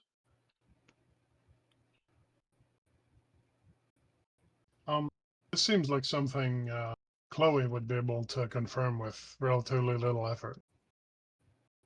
She could try to confirm from elsewhere, but she doesn't have the data specific to. No, I mean that. to just fly up a little bit, gain some altitude, She and already if did. there's no, I mean, like to get a broader sense of the entire area for miles and miles around. If you don't see the scars on the land, then it probably means it wasn't recent. Since She's this running is a in. pre-war. Yeah, she's running into issues with her radar penetrating, or not just radar, but her sensors penetrating through the thickness of the trees and whatnot to get more exact details. Oh. Also, the amount of height that she would need to get a more like top-down view of the wider area is beyond her altitude limits. How high is her altitude limit? Like 400 feet, I think it was. Okay. Oh, jeez. Bond could fix that. Just throw her. Right? Yeah. That's true. Like, hold on a sec. Or, say something unintelligible. Yes, indeed. I would never do that though. We have that though. We have that. We actually have your altitude limit listed somewhere, right? Let me find it. But we do. I just gotta. Maybe. It's under your locomotion. Hold on. Flight. Normal functioning has an operational ceiling of 400 feet, practical operational ceiling of 2,500 feet, but you start to suffer major difficulties even just maintaining velocity upward, and then an absolute operational ceiling of 18,000 feet. So technically, you could fly very, very, very high, Okay, but you so would take if a you were to throw long me up ass to time to get there. 18,000 feet. Oh, If Bond Bon, threw me up to 18,000 feet, No, I can Bond just is let down his and get a drop down that. his No, relationship to Bond. physics isn't quite that bad. Yeah, exactly. He's not estranged from physics that far. No. But keep in mind this is 30 miles per hour, but can't be sustained beyond that first 400 feet. Then it starts to struggle, and then the machine is like just to move at all to get the rest of the way up to that 18,000. You could technically get yourself there, but the thing it would take a is, long time. if Bond throws me up 1,000, 2,000 feet, I don't need to go up anymore. I just need to fall down after I'm done scaling. Bon, how far is your flight distance? Because that's going to be It's the essentially same. your 30 miles. yeah. No, Although, you're the distance you can jump with your flying thing. You had like a thing where what's your pace? Because you have to 45, reach. like I said, it's 30 miles an hour. It's the same. Yeah, so if your pace is 45, that's different because it's her pace is only 12, but she has 30 miles Oh. per hour as far as Yeah, like long sustained travel. it Ultimately, works though, out to about 270 feet, but that's not the point. At 400 feet in elevation, your horizon line is 70 kilometers. right, your horizon, but like so you're still sweeping anything beyond a certain point at an angle rather than straight down, so you're yeah, getting distortion. Just means like air patches of burnt forest or patches of torn down forest. Oh yeah. that- She did not find anything like that on Oh, got previous it. looks. Yeah. Yeah, I'm pretty As, confident this yeah, just didn't happen recently then. yeah. Anything that would have been like a clear indication, you would have found even yourself. Standing on the canopy, you'd have seen huge patches where they were, missing.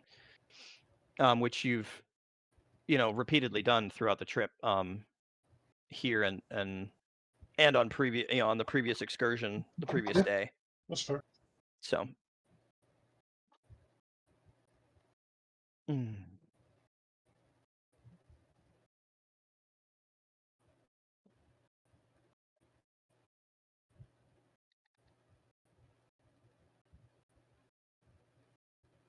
So, shall we travel? Yeah, we shall. All right. And so you said you want to travel, but also be kind of like keeping an eye out for tracks and like actively, looking at that stuff. That Yeah. would mean that if the distance estimation is accurate and your estimation of travel through the forest is accurate, then you would probably be arriving at that location around dinner time, barring any sort of disturbance. If that's okay, then we'll run that and Who go is the through there. slowest of us? Is it Drippy? Probably. I got a pace 6. Yeah, Yeah. I think you're slowest. Where Oh, everybody else has something enhanced, I think. yeah, I've got a 8. Yeah, I also have Yeah. 8. Bond clearly ignores. Yeah. Like, No, that's not me. Sorry. Gotta go fast. How heavy is Jeppy? Can Chloe just pick him up by like the belt and just float off with him? Probably. I mean, he's 15, so he's probably coming in about 130. I would say Drippy by himself probably wouldn't significantly slow you down, but much more probably would. Because again, you're not really designed to, and well, the thing is, you don't really have a way to grab him. You don't have an arm that can support that much weight, so you'd have to be like strapped to him. I've been 130 since I was 4 years old, says Frank. Wow. Hey, if Chloe will let me, I'll climb on top. Here's what I propose. I'm looking at Rose and just be like, maybe I'll take off on you. I'm sorry? I bet you would, Drippy.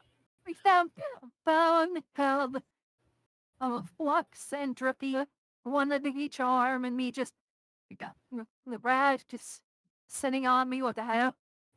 We're just flying off at 30 miles an hour in a direction. That would be funny. Yeah. Wait, you want me to sit on top of you? And this is a suggestion to get to our destination quicker.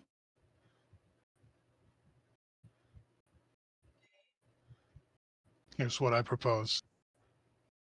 I carry Drippy, Drippy carries the arm. Yeah? Yeah. I love this because Bond, of course, can't propose this in English. So he picks up Drippy and then hands him the arm like, here.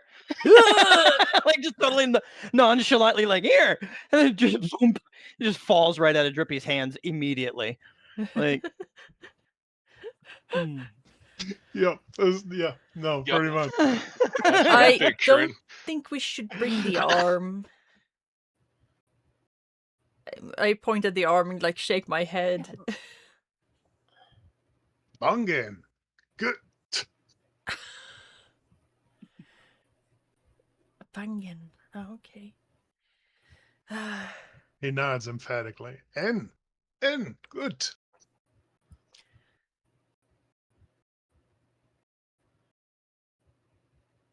Chloe's typing.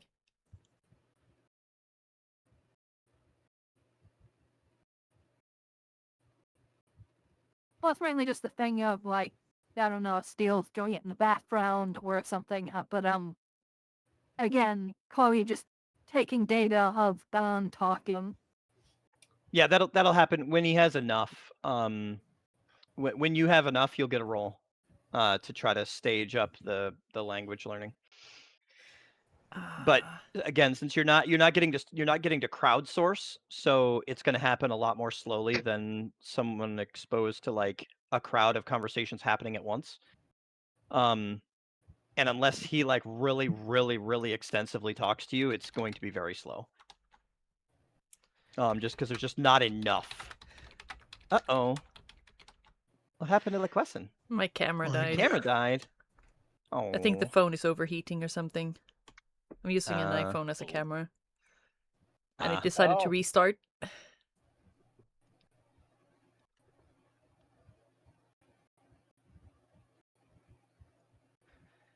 So does that mean your VTuber sort of like freezes or Yeah. gets wonky? She just stares Oh. into the void.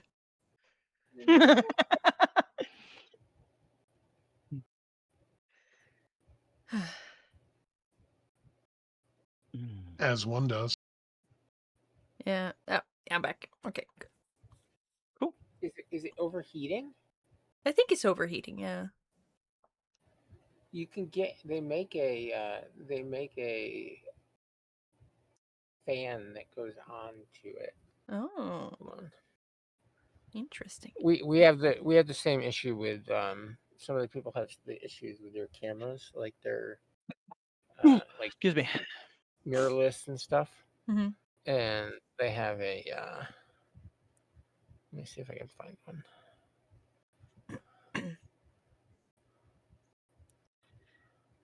Meanwhile, in What iPhone? What iPhone is it? 11, I think. It used to be my mom's. Okay.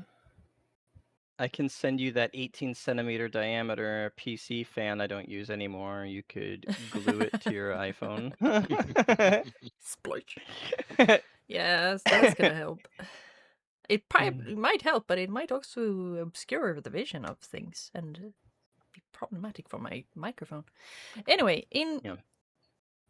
For the record, part of the slowness of the travel has nothing to do with your actual ability to travel on foot, like speed-wise, and has everything to do with the fact that you're coupling it with, I'm going to take the time to look for tracks and signs of passage and that sort of thing. Mm. Because that sort of attention doesn't happen while also, say, running. Even for Bond, like your attention, you can't like parse the detail at the same time as traveling very quickly. yeah, That kind of thing. Yeah, exactly. that makes sense. I guess technically, if we really wanted to get into it, Chloe might be able to, but you'd be relying entirely on Chloe being the only one looking for details and information.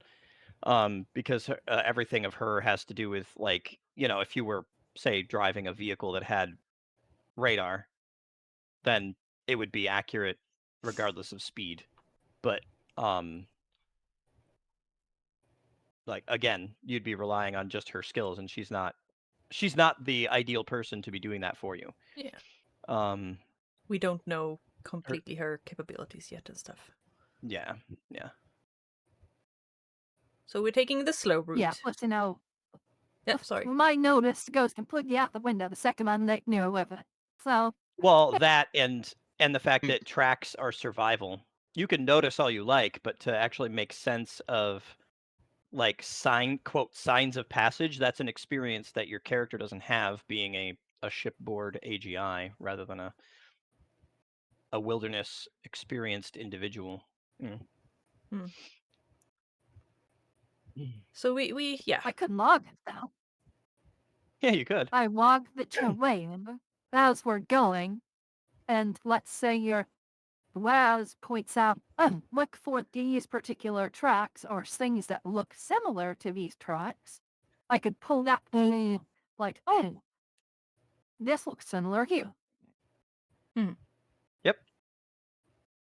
And then when you show her the hundreds of options and pick which of these photos has a bike in it. Pick which of these photos has a train in it. Like, Yeah. so she gives you hundreds of still frames along the track What to was this in the parse through recap, and Jeff? like Is this what you you're could do looking that. for?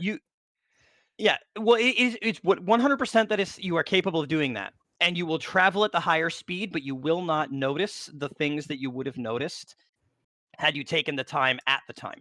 It's something that she'd be able to look through after and put together the connections, because this isn't just a matter of, oh, I find a thing that looks like a thing. It's I find a thing that looks like a thing. It's actually the thing. It's in a place that matters and is relevant.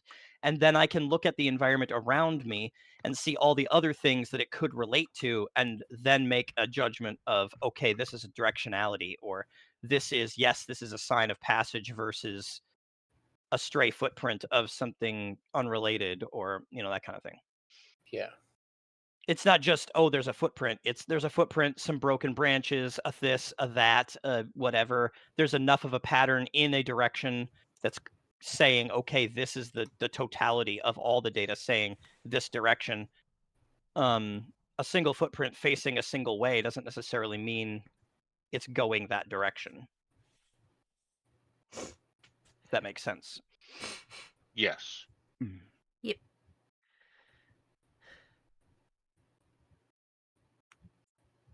We're So. also keeping an eye out for any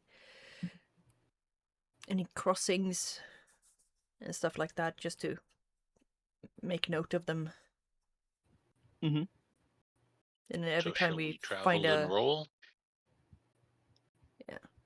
Yeah, if you guys are heading upstream in the direction of the stuff, the you know, stuff. the The power stuff. generation source, Mm-hmm. and you're looking out for tracks and whatnot. Those of you who are looking for tracks can roll survival. You'll want to pick a leader and then do the support thing if you're working together. If any of you are doing anything else, let me know, so that way we can. You want to pick the leader before you roll, but yeah. Yeah. There you are. I I kinda assume Raz was pretty much the leader because she usually is on survival anyway. Yeah. But Just that's to it. clarify, did Bond drop the arm or did he take the arm? I'm curious. He took it apart at the. Any of you familiar with League of Legends? No. Vaguely. He's Yeah. doing a Vi. Yeah. Yeah, He makes a big fist. taking away most. Yeah, exactly. Taking away most of the forearm and then just sticking his arm into it. So it hangs past his knee. Like a Hulk. Yeah, Hulk hand. it's a power fist. Yeah, power Yeah, fist. yeah. Okay, that's yeah, what, yeah. So you would be basically taking it apart at the wrist to find any hollow bits that you could put your arm into. But yeah, you could. yeah. So you got a power fist. All right, cool. Now this is pod racing. So you got a 3-fingered power fist. You can move the fingers. They're articulated, so you just kind of like make a fist out of them. Kind of secure it a little bit with some random That's weird. twine or crap. Actually, because it's mechanical and probably pneumatic in nature, once you bend it into position, it'll probably stay there. So yeah, it bent into position of a fist. It basically holds a fist. Yeah. Yep. That's great.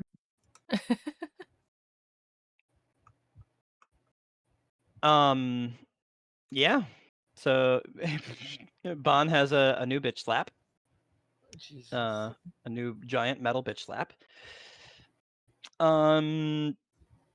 So we've got a couple people doing survival. Is anyone else either rolling to support or wanting to I do anything else on the hike, I basically? don't have a survival. Yeah. Uh, I could Then do you would notice. roll unskilled if you wanted to try, but you I risk could actually do hampering the effort. yeah, I could do notice for just as we're moving along if I see anything. Just keeping an eye out for danger. Sure, it's Yeah. an awareness sort of thing. Go for it. Yep.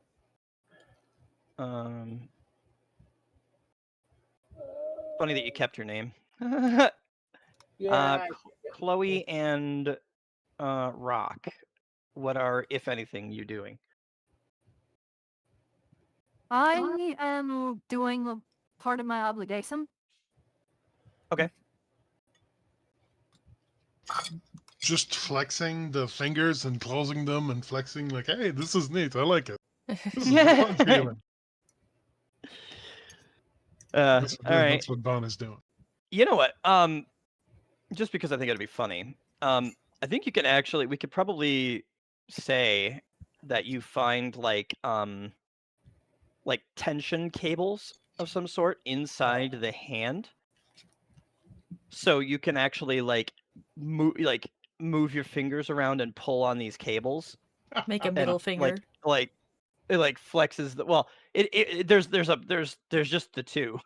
there's no middle. It's like a pointer and a There's a pointer, a pinky, and a thumb. There isn't yeah a middle finger. yeah. It's like Ninja Turtles.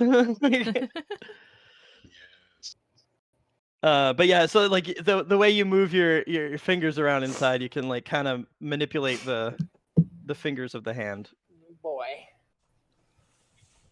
We got a new toy. So all right, then in that case, Chloe can log 2 hours of obligation time, which just I put it in your notes somewhere that you've done 2 hours of obligation for let me get up the thing here. For the week of September 2nd.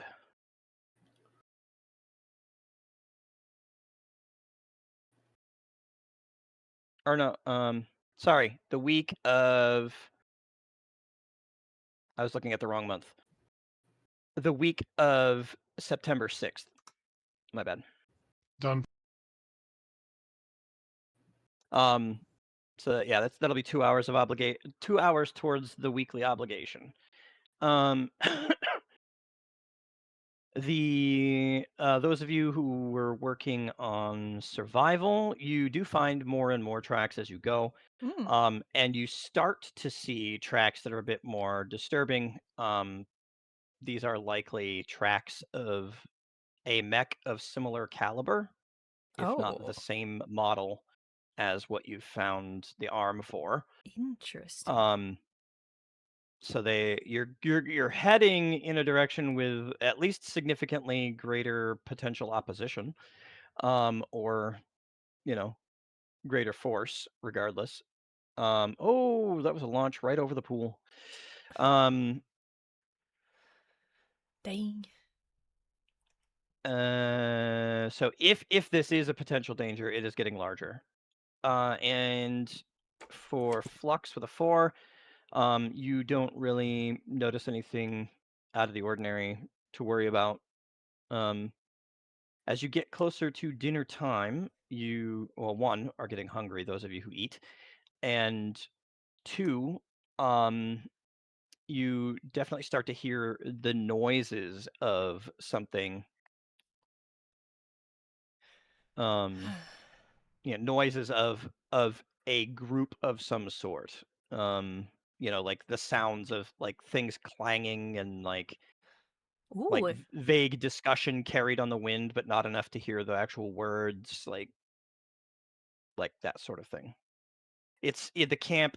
If it is the camp, is close, but it's a group of people somewhere Mm. in roughly the vicinity of this power generation source. Interesting. So what is your plan of action? How are you guys going about doing the things? All right, let's go in stealthily and see if this is the camp we're looking for. Come here. I'm gonna link us up. Okay. I'm gonna drop the link if we start combat, just so you know. But until we start combat, we'll be able to communicate silently at least. All right? Except with Chloe. Does it work with Chloe? Oh, right. Could, I, I can try. You can try if she'll let you. Do you, uh, I can. How do I explain this? I can make radio signals between minds? She sounds like a fanatic. One of those weirdos that holds onto those archaic beliefs like magic, psychic abilities.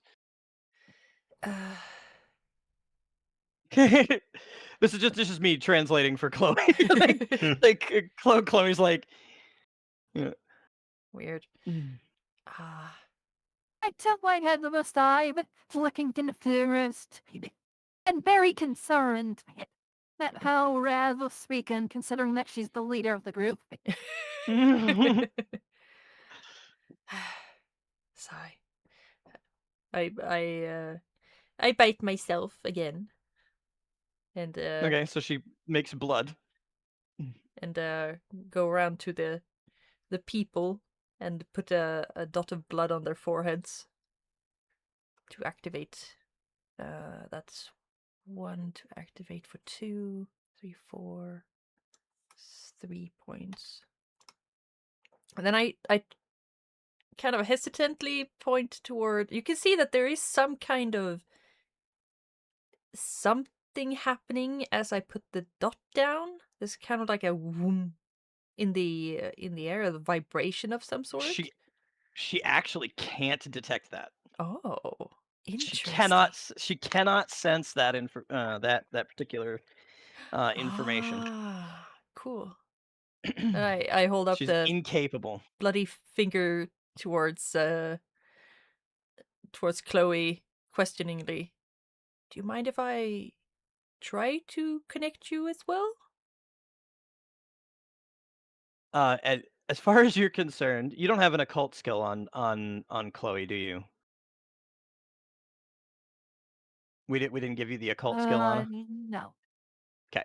As far as you're concerned, this is weird, like what you have probably from the common knowledge stuff is like the historical data of like weird tribal stuff that is absolutely just hokum. It's the only data you have on stuff like this. As one does. Yeah, well, she hasn't been violent, so I don't.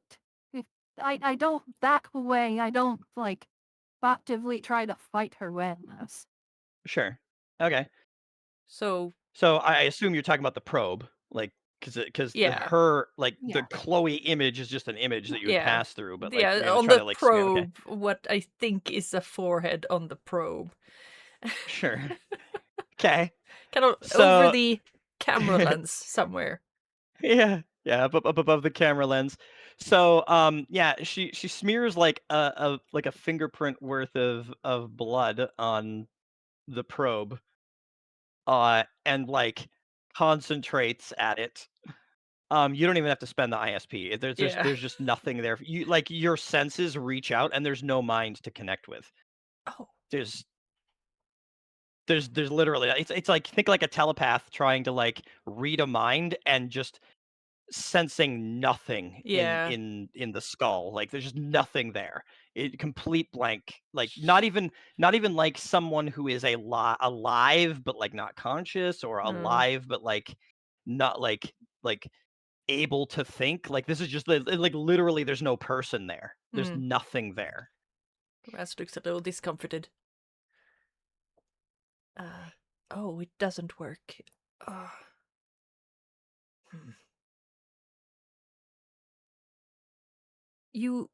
I turn to Flux. You seemed able to communicate with her silently. Yes. Can you do that then? So communicate to I her can. what we're Yeah. talking about. Thank you. Yeah, it would.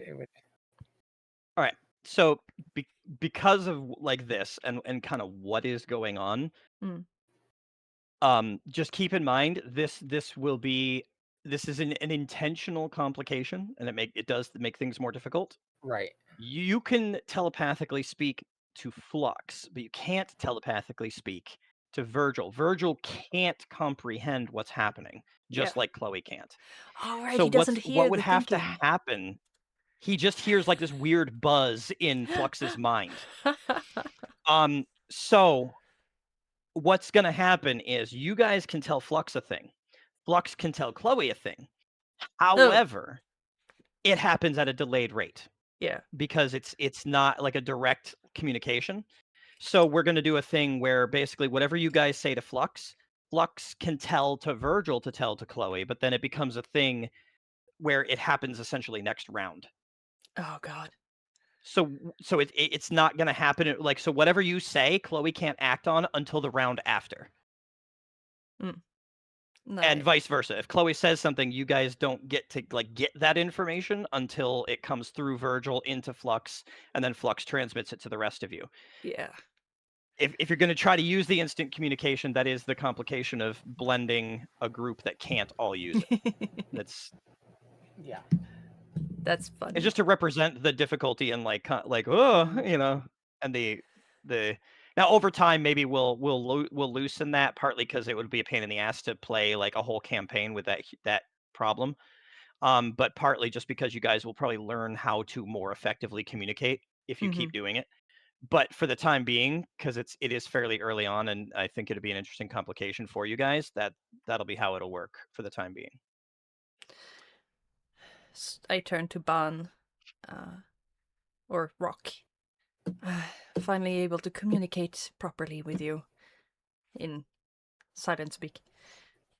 How are you doing?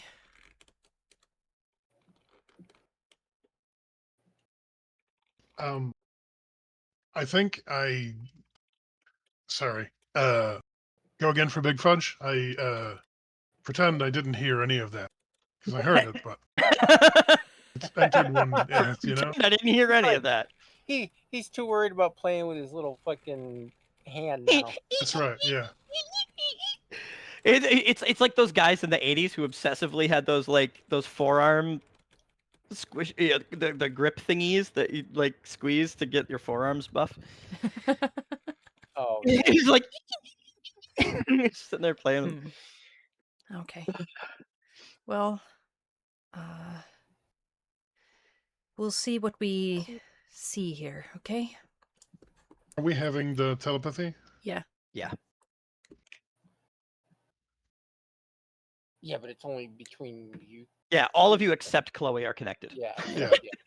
I said that I said that in telepathy to Ban.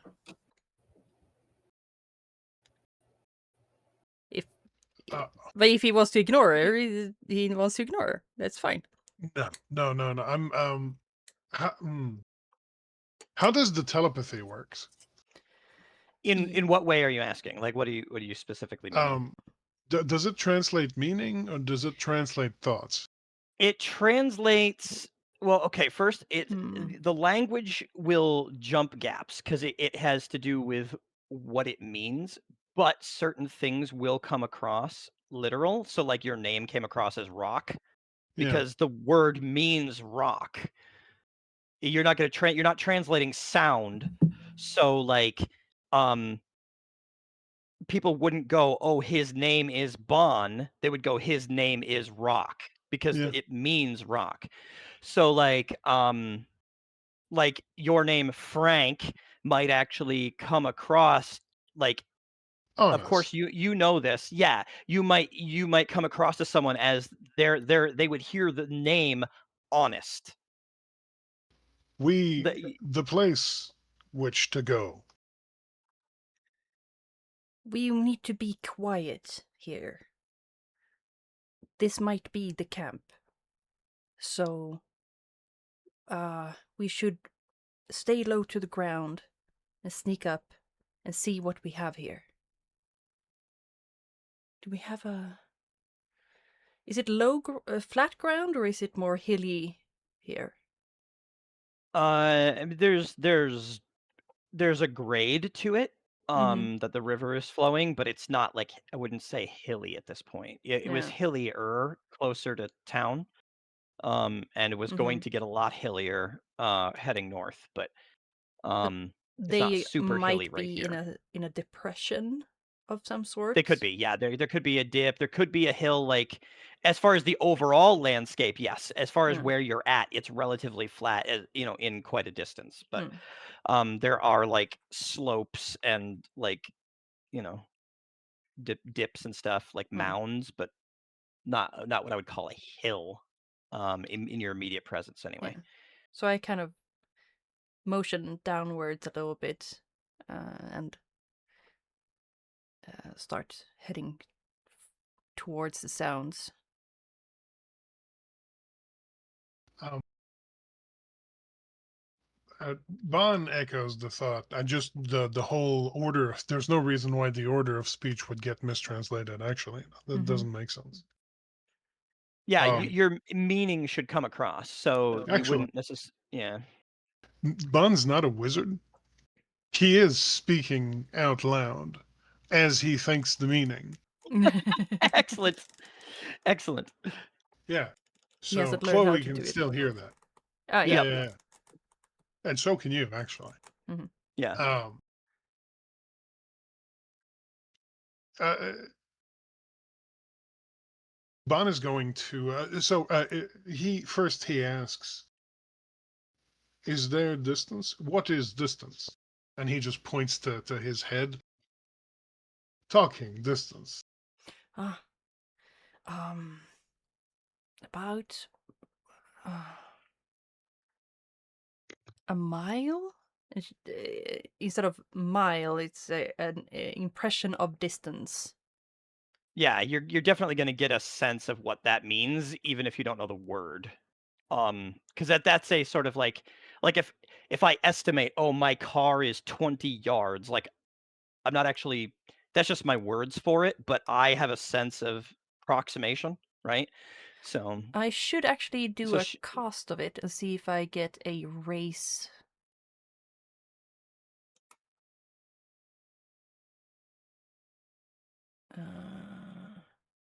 Once yeah, activated, range 5 with a race with a mile. So, yeah. Roll your. You should roll your psionics anyway, just anytime you activate it, just in case it's of not a a. race. No. Yeah, you got a success though, Yeah. so you're at least functioning. Yay. Um, he just kind of squats down and makes a circle.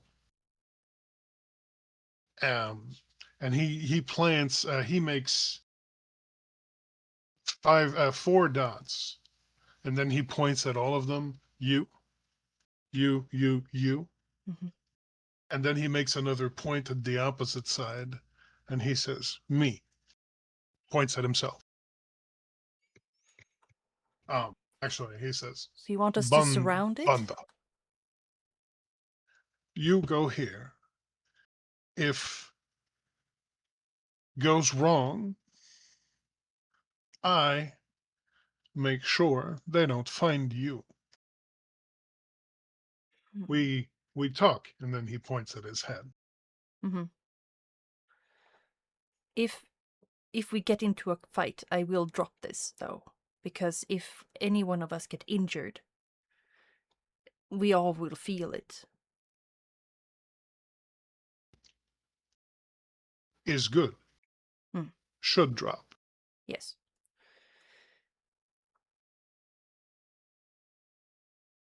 Right about now, Drippy's going to start walking off stealthily-ish towards the camp. Okay, so Drippy starts wandering off. One thing of note for Chloe, you're seeing this guy speaking a language that you couldn't comprehend at Raz, and Raz just looking at him. He's very clearly And nodding communicating with her. sometimes. Yeah, and they're very clearly communicating, but you have no indication of how. He appears to be responding to something that she's not saying. But that's one of those contradictory moments. And in fact, I think because it's the first experience of it, this would be a good moment for you to resist rampancy. Rampancy. What is that? Okay, what do I roll here? So, in that case, that was I put it in.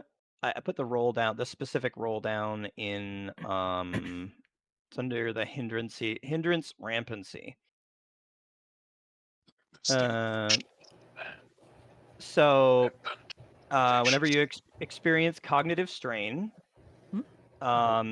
you must resist rampancy, rolling smarts with a penalty equal to the amount by which your mounted strain exceeds your strain maximum plus your current strain modifier. So presently, there's no penalty. You have no strain modifier and you have no mounted modules.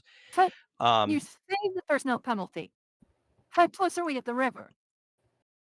We are not very close to the river, I that think. No? you're that is a actually, does that apply? Let me look. It may not apply to this roll. Let me look. Depends on how far from All the river trait we rolls. are. No, it does. Okay, so it's alright. It's at a -1. So smarts -1, and you have to get a 4.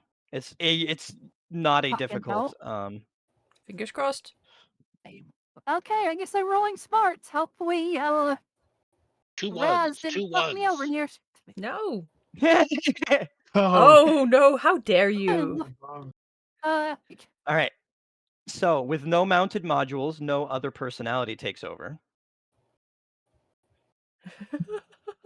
damn you, Raz. I didn't know. No, it's not. This is something that's going to happen regularly for any number of reasons.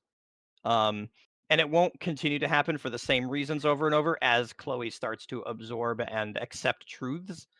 But this is a very much counter to Chloe's understanding of the universe truth.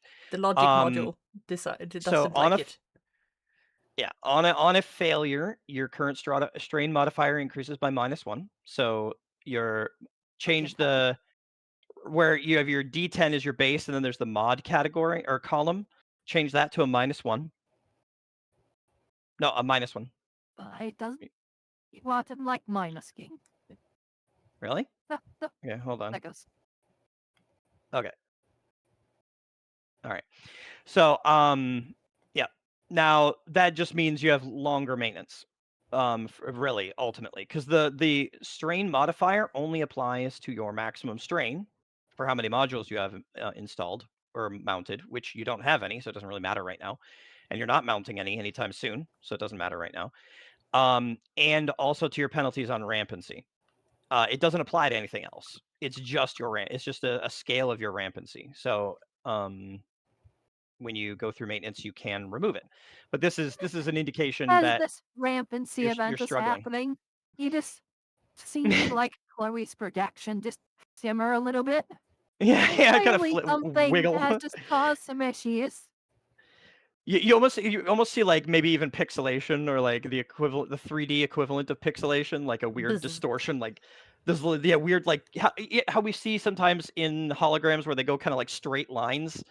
It's like those horizontal straight like that kind of ripples through Chloe for a moment. Yeah, a hologram that was clearly very, very stable and like only Yeah. really got disturbed when people are walking through it. Yep. It's just have this disturbance. Yep. So, on another note, I Calissa read like fail, and what did me flying above the tree line or get flying up to survey the area and draw attention? Now, that'll be Uh, fun. yeah, your military background tells you at this point, if you were to fly out of cover, you'd be in danger. Like that's just straight up. That should be immediately obvious to you. At this point, anything outside of cover, anything that makes noise, is potentially dangerous. In game terms, we're at a point where I'm letting you guys plan, but realistically, the amount of time you've had is probably more than would likely have happened with sentries. But this is a game, and we can do whatever the fuck we want. Uh, but so I'm, making it at Oh, least fairly we're easy for walking you into a guys to fight. take a time to plan. Not necessarily a fight, but you could get into one depending on how you approach it and what you do. I'm letting you know out of character. This is a dangerous situation, and in character, we're playing along however you see fit in relation to that. But In character, we don't know if these are bad guys. right, danger doesn't necessarily mean that they're bad guys either. Oh. It means that if you play things wrong or you do things wrong, they represent enough harm that it is dangerous to you. Mm. I'm not going to tell you Can if they're good or bad until you okay. encounter the situation. But So I do some map of scanning to like just generally looking around with notice whether I notice like are these people armed to the teeth? Are they like raiders? Like is there any indication that they could be hostile or are likely to be hostile? you don't have line of sight. You could use some other senses, but again, because this is fairly early both in the game and in you playing your character, I do want to give you a little bit of advice. You remember how you heard the ping from Garnet Town? If these guys Yeah. have any technology that uses the kind of senses that you use, there's the potential that they will detect that you are using it in their vicinity. So it's up to you how many of those senses you want to risk, but any additional senses beyond direct Okay. line of So sight is at a risk. broadcasting would be essential field idea. So I'd want to be on like passive. Yeah. Okay, so I just like look around possibly. I don't risk like radar or any type of that, but could alert anything. Okay. So which you have a list. If you look in I think it's under senses and electronics suite or some I don't remember the exact name. I don't have your character sheet open again. But if you open up your probe and scroll down to like the pluses, basically Yeah. the the things you have Well, inside, there's a list of there's going to be something that's like senses or sensory or something like that that tells you. And sensory system and sensor targeting suite. there you go. So if in there, and So I think there's something listed as electronics or whatever. Those two are your like the bulk of your senses and sensory abilities. Hmm. there's obviously thermal imaging could be useful here. That's passive, yep. Chemical imaging maybe. Radiation, I'd only be able to detect radiation that is coming towards me. I wouldn't be able to actually enough of anything. Correct. Chemical is Motion actually more of detection. a detecting like parts per million in a substance. So you'd be able to Okay. like sample the air, sample a fluid, whatever, and then detect a chemical composition of it. So, audio pickups that you touch with fingers at 100 yards. Hey, Twitchy. Yep, So that would that's be super passive. useful. 50 times magnification optics. So I don't see super far away. Right, telescopic. Mm.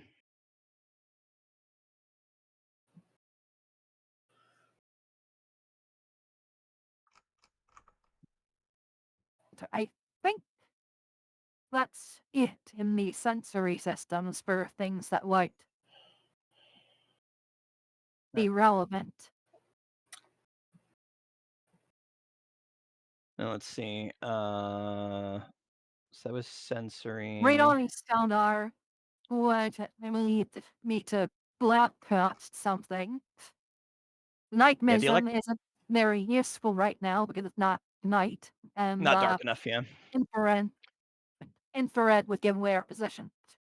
Yeah, infrared and night vision is basically amplifying ambient light, and infrared is the active night vision, the one that projects infrared light and then like a flashlight of infrared light, and then is sensitive to infrared light coming back. So that's like the difference between the green night vision and the red night vision that most people associate with things. Is Mhm. the green night vision isn't always green, but that's just how people in pop culture see it. Is the enhanced light, like kind of like cat eye type night vision. It enhances what already exists. And then the red one that most people see, but like say is it's actually green in Splinter Cell, is there's like a projector that shoots out light. That's that center weird lens in the middle. And then when that light bounces off of things, that's what you're seeing. You're receiving the infrared light that's bouncing back. That's active night vision. Between the two of them, you've the different options and different levels of light that you can mitigate. But yes, the active one, since it sends something out, if anyone else also has infrared perception, they can see that beam of light or that cone of light or So I think whatever. I'm just gonna stick with the 50x and optics and the super microphone that can pick up that 100 yards. Okay, so you're sticking with line of sight with magnification and really, really, really good hearing, basically. Yes. All right. So roll notice. We'll see what you can see through the foliage and everything. I mean, if you're lucky, you can catch a glimpse through a spot in the foliage if you see things at a distance. You all right. Going to say with basically with your magnification and catching a bit of an angle through some of the foliage, you catch someone who is clearly not human, with very red skin. You guys, I think, probably had discussions about these guys, so you recognize them as a Brodkil. The guys that Raz has been telling, that Didn't has we been pass by making commands. We're hunting for them. We passed by the battlefield, right? Yeah, you're well past the field that you fought the original Brodkil on. Yeah. Yeah, so maybe there So she saw the bodies if they were still there. Oh, that's right. Yeah, you would have seen the um, bodies um, from the battle when you were there. Actually, now that I think about it, yeah. So you're 100%. This is a Brodkil, just like the ones that were slain. yeah, so one thing I'm going to do as you're calling us this, Yep. essentially, so the projection is off, but like I open up like a small projection that's like 6 inches curved right next to Rouse. Not Okay. tall enough to be noticed, but it's just some like, hey, it's behind cover or whatever, but just to where Wes can see it. Mm-hmm. And it's going to be full color, or at least basically just showing what I'm seeing of healing. Sure. Huh. Yeah. So you see at least one Brodkil down there. Your microphone indicates that there's definitely multiple of them based on their vocal tones. That there's definitely some others of that similar size and bulk that are speaking. They're also speaking a language you do not understand, but you can tell it is speech just based on it's not it's like intelligible, organized sound. It's just not sounds that you've heard in that pattern that make any sense to you. There's also at that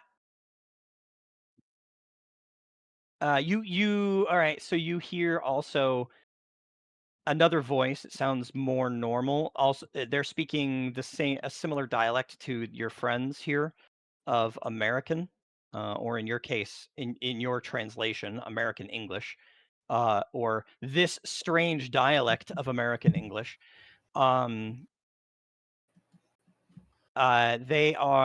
It's a single voice. They don't appear to be talking to anyone, or they appear to be talking to everyone, despite maybe not being listened to or not being heard based on the tone. And they're like, "Ah, you stinking bastards! Like, you fucking reek!" Okay, You so also well obviously then. not draw attention. This is just like closed captioning of the production. Oh. Um, I and then you broadcast don't see to who's the others speaking, you that just hear it. Yeah, I broadcast to the others like, oh, it seems that they found a Brodkil at least, so this might actually be the camp. All right, the last bit you get is there's definitely other people like speaking American English. They're further than your microphone can actually fully pick up. So you're just catching stray words when the conditions are just right, but not like there's definitely multiple other voices. But they're not speaking to the same voice as that one really loud guy, and they're it's a whole other like situation down that end.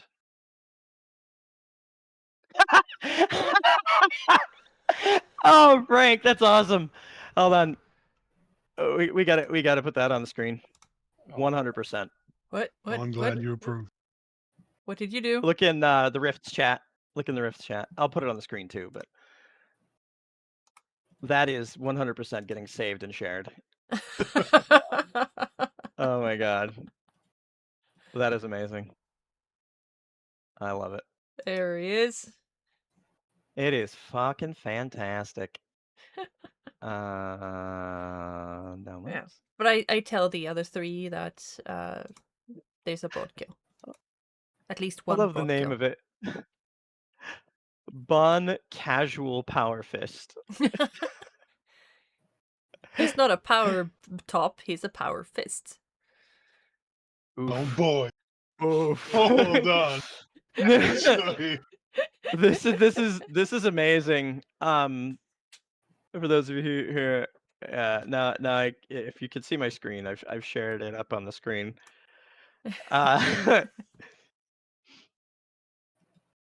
This is fucking hilarious. I love it. All right. Oh my god.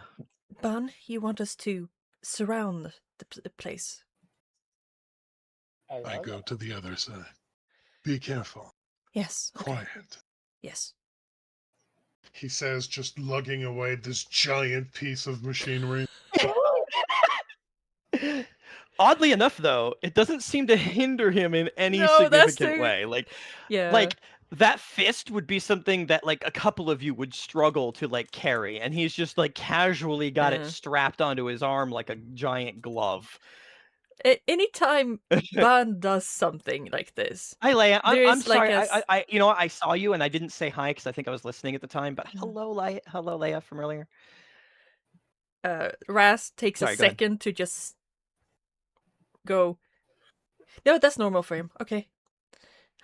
Just Yeah. I don't have the mental capacity to think about this right now. We'll talk about it at some other point. Yep.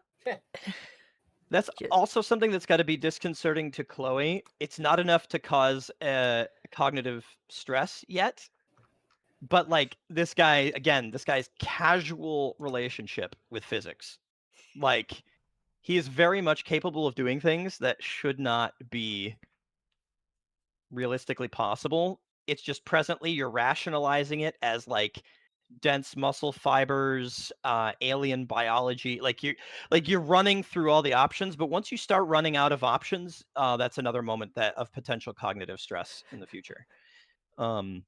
The fact that this guy's just like straight up violating the fact that supernatural stuff does not exist in your universe. Curse you, Frank!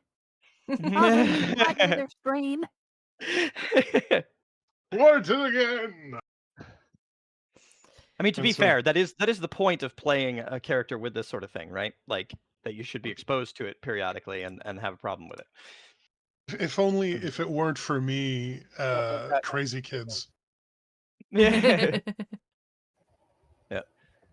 Okay.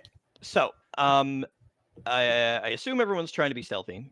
How are you approaching? What are you doing? I know. Well, Drippy did kind of Yeah. wander off ahead. No one really said anything about it. So Drippy has snuck off. Oh, right. I forgot about that part.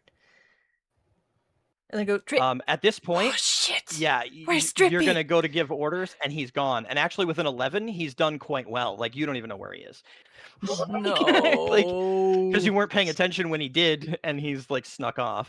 This is going great. It is going fantastically. Telepathically ask, Drippy, where are you? He wasn't here when you did the thing, was he?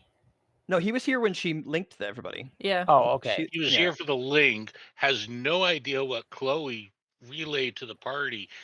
He snuck off before that, and he's approaching the camp stealthily. Yeah. I'm going to hit everyone's timing. At once you guys all tell me what you're doing, I will essentially start bringing people into the encounter in the timing that it would happen. But we're just kind of narratively doing the stuff kind of out of sync because Yeah. obviously we can only address one thing at a time.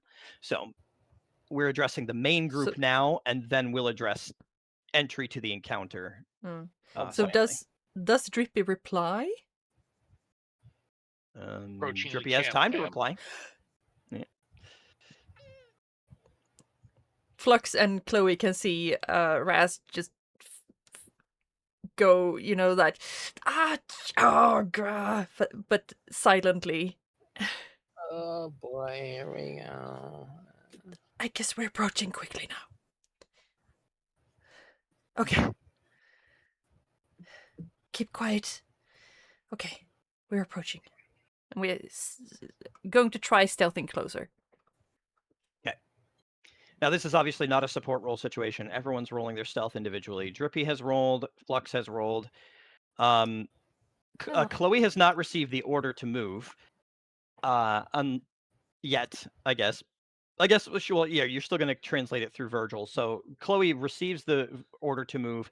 Yeah. Chloe doesn't see any indication of how that order got to you, other than it came from Flux. You don't like suddenly now Flux is just telling you everything. Like, But yeah, like- there's no indication. There is no one telling me that this Like- was going to happen. yeah, Ras didn't give any hand signals. She just started moving and started creeping along, and then all of a sudden Flux is transmitting to you, we're going to sneak in. None of them had a conversation as far as you could tell, except Bon like gesturing and speaking his weird language. Looked frustrated and for a then- second. And then they start moving. They just start moving. They're not talking. They're not communicating to each other. They're just doing the thing, as far as you can tell, from the outside. Ta-da. Now, for what it's worth, anyone listening, and also you guys as players, this is probably me just being self-conscious. Mhm. I don't want this to come across like I am focusing on Chloe's perspective. No, but It's like solely there. yeah. What But I'm trying to it's a do is new translate it thing. for her as a player. Yeah. Yes, it's a new thing. I'm translating it for her as a player, but also this is you guys as out of character having the experience of like, oh, this is a thing. That your characters will slowly start to kind of like realize on their own, but that's going to be up to you guys to decide when and Right. how you start internalizing that. But so you realize this is a thing that's happening. There's a distinct distance, and that is a social thing as well as a metaphysical thing. Mm. She is very much not the same kind of being as you, and you'll have to act accordingly as time goes on. Yep. And vice versa. She'll have to Okay, act so I differently guess to I try to like accommodate you as well. I guess I like tentatively go forward again, not fully understanding what the Yeah. fuck is going on, but how the fuck you guys are communicating. I just Yeah. kind of just go with them. Like, Would she have seen the blood on the forehead thing? Yeah. She saw the blood on the forehead thing. She can't comprehend that it's real. No, just making sure. Yeah, no, she's seen it, and in time, when the cognitive stress happened, it's possible that over time she can start assimilating certain truths about the universe, but essentially her programmed limitations and her understanding of what is true, that's part of rampancy, is essentially what happens is what is absolute undeniable fact is challenged in the face of things that are factually different from that. And as a program, she's incapable of holding cognitive dissonance like a human can. Cool. So what happens is her active memory starts like being overloaded because she's trying to process more than she can. And so what we then need to things do- can fall apart. What we need to do is she needs to tell me something that Raz wouldn't know. I would tell Raz, and then Raz said it out loud, so Chloe could know that. Yeah, you can provide proof, and that will help her slowly start to absorb everything. Ooh, is that a raid to Liquessen?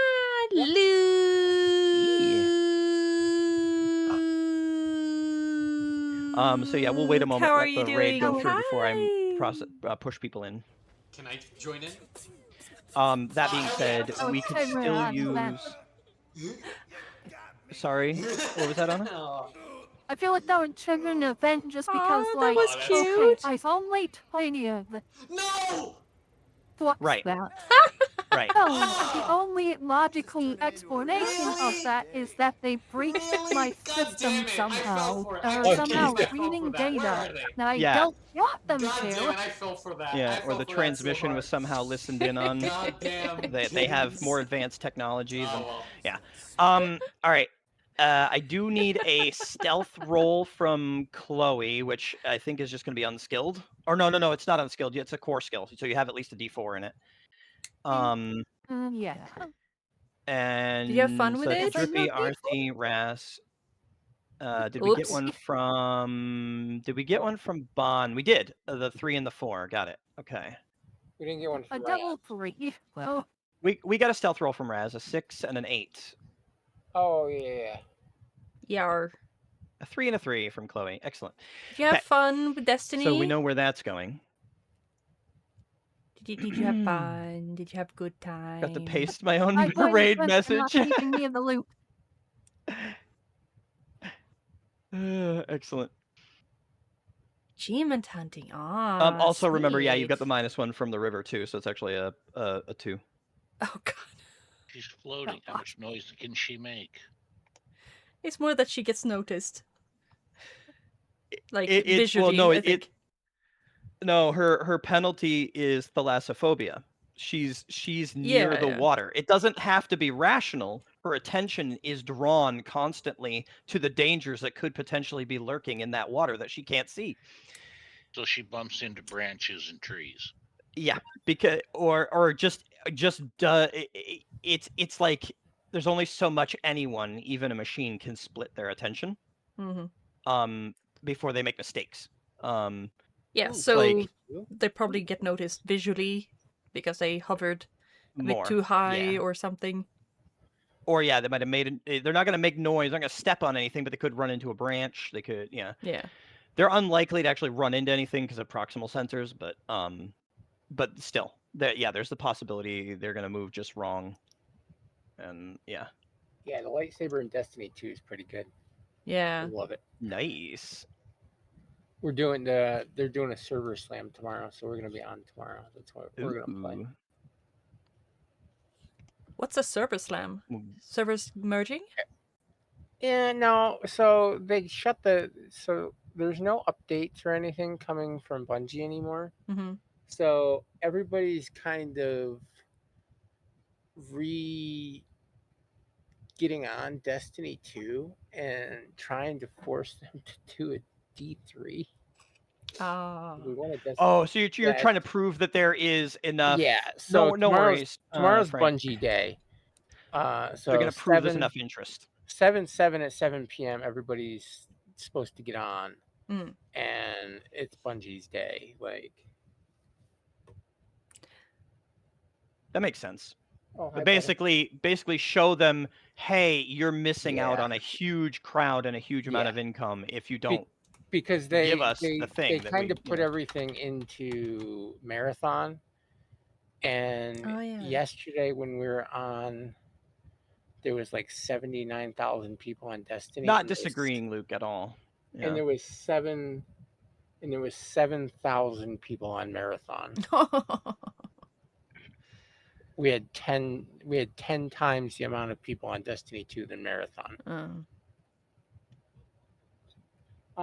Even if you join in staggered groups, you're still going to have thousands and thousands and thousands of people worth yeah. of traffic. It will prove something if it just like protests. They don't all have to happen at the same time.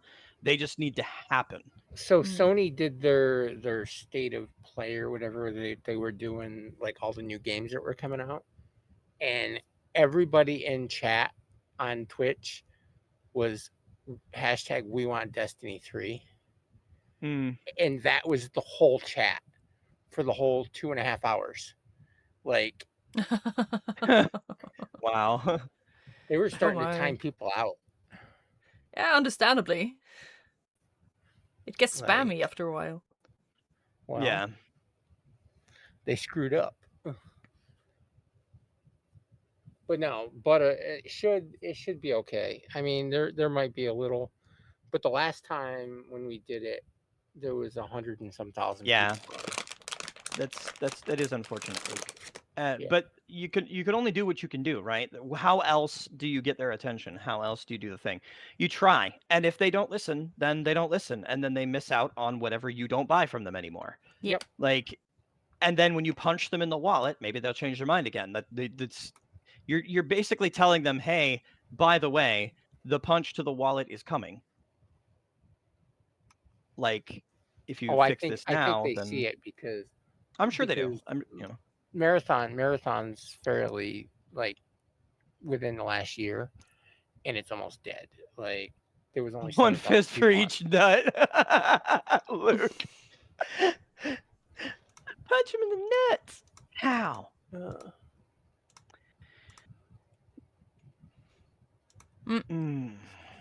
But yeah, All right. we're heading closer. Yeah. All right. So Chloe got a 2, just so we're clear. Just wanted to point that out.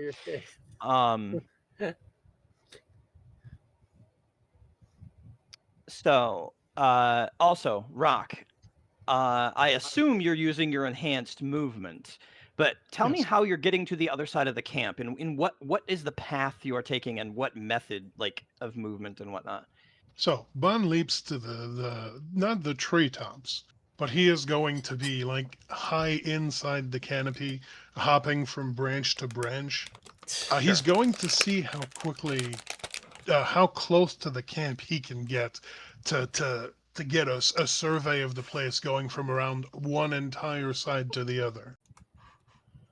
And he's going to use that time to formulate a mental map of, hey, okay, so this is where everything is. This is what I'm going to hit to make the most effective distraction possible if things come down to it. Okay. And maybe, hopefully, get a chance to use battle to go with my stealth. Excellent. Okay. Is he running on the top of the trees with a fist? Yep. No, he's running inside the trees with a fist. underneath Well, the top of the trees. Well, you know what I mean. Like, Yeah. he's running along the upper branches, but not above the canopy. You can see him as he You know. runs across all these On account of the fist. until he dips off. All right. Oh my So, god. we will let you roll battle. We'll figure out the specific benefits of that as we decide to apply them later. Okay. Yes, sir. That's probably going to be like maybe like one reroll or one like +1 bonus at a strategic moment where you can say, "Oh, hey," just because we don't have mass battle stuff really built into this game or the group size to make that happen right now. Might Um, I but this, be? Can I suggest an alternative? sure. What's up? So what I'm hoping to do here isn't so much get a reroll as it is to make more noise to take the attention off of everyone else, so that they can Okay, so do yeah, what we came here to do. so you're talking about using the battle skill as an assessment to just to improve your Yeah, where the red your barrels okay. are. All right. Exactly. Yeah. Okay. Cool. So then, basically, you sweep through the camp. I'm not going to tell you the exact positions because you No, will it's fine. see them. But the reason I'm not going to tell you is because we're going to do the same thing for battle that we did last time. When we get to that point, um, everybody's going to draw the battle map, and then I'm going to place Cool. the people, Oh my and god. then we're going to have people arrive in the order they would arrive. The speed at which you're traveling and your ability to just kind of glance over the camp because it's such a small area is essentially like, boop, and you're there on the other side because the camp's not huge. So you're able to grab that. You looking down at the camp, you're the first one to see it, despite Drippy leaving first because you're faster, essentially, is what it amounts to. Drippy's being stealthy and traveling through the brush where you're just able to leap and then run through areas that people shouldn't be able to even walk. You're able to get there quicker. So what you see is a number of Brodkil. Let's see. There are 8 Brodkil. Some of which have some like some of those weird metal bits in them that you're used to, or that you're starting to get used to. That you saw. None of these are quite as big as what appeared to be the leader in the last group. But some of them have more parts than the previous guys did, similar to the sub leader of the previous group, how he had some parts,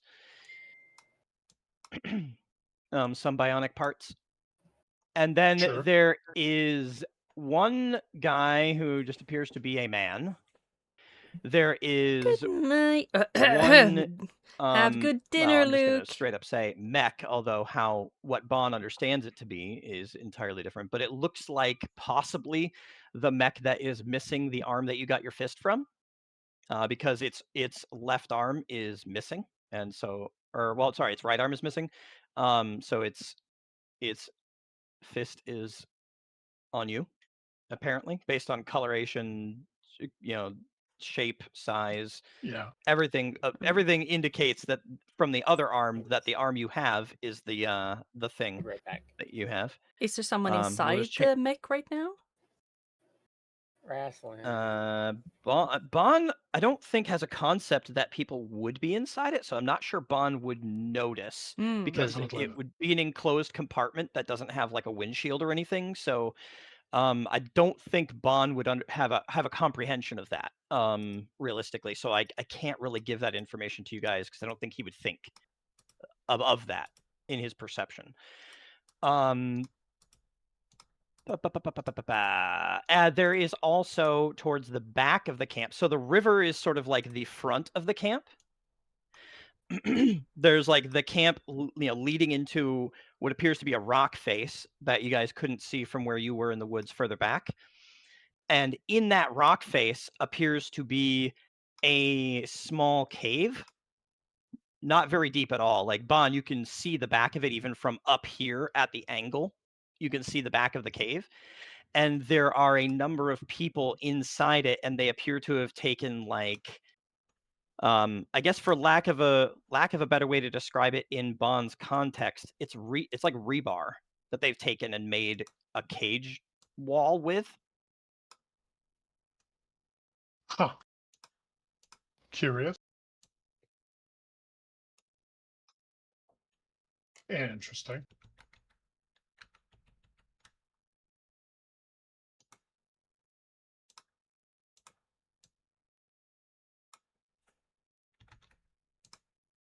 And then Unexpected. you would get to the other side. But though those people appear to be captives, there appear to be Brodkil, and there appears to be a dude with and a big robot dude, a big metal dude. Yeah, they don't make them that big where I'm from. Jeez. You've probably heard of or seen the spirit beasts that are that big, right? And Yeah, those things. maybe. So I don't know He, if you would maybe translate it as that mentally. maybe. If he'd stuck around for the Red Dawn, but no, I guess that didn't happen. Yeah, yeah. Since he wasn't present during the invasion. Yeah, so that's what you get. You can translate any of that information you'd like at the speed of thought to the rest of the party as you're arriving at the other side of the camp. Yeah. Um, Again, the speed at which you're traveling means that by the time you get to the other side of the camp, that's just as Drippy is first creeping into the bits where he can fully see what's going on. Obviously, Drippy, you see something similar just from a different perspective because you're not up above. So you're seeing much lower to the ground. You're seeing the Brodkil kind of that would tower over you as you're approaching. Let's look at stealth rolls, however. Bon, actually with a 4, there's a good chance you're detected before you make it to the other side. So give me just a sec. We're gonna roll in pieces. The sentries are going to roll against you.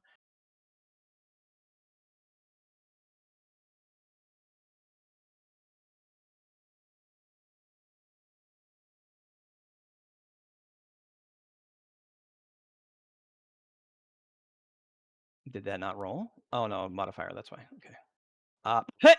Okay. Yeah. Not sure how or why, but there's clearly some interference. This is a critical failure on the part of the Brodkil, on the Brodkil sentries. So what I'm actually going to do is Oh, apply that thank to goodness. everybody. So regardless of your stealth rolls, they have no fucking clue. They have no idea. Like they're They're interpreting. they're kind Yeah, of fighting they're with either each other or between. something. Yeah, they're arguing, Yeah. they're discussing, they're being distracted by the guy calling them smelly bastards. They're like, they're interpreting in their overconfidence the noises that you're making to normal noises of the woods, and no one is noticing what's going on. So Drippy then, yeah, Bond zips right across. No one fucking sees you at all. Then Drippy, you creep up. Nobody hears you or sees you at all, regardless of your role. So you're able to see things as well. And at this point, I would allow Drippy to do basically one thing that might require a roll or might not,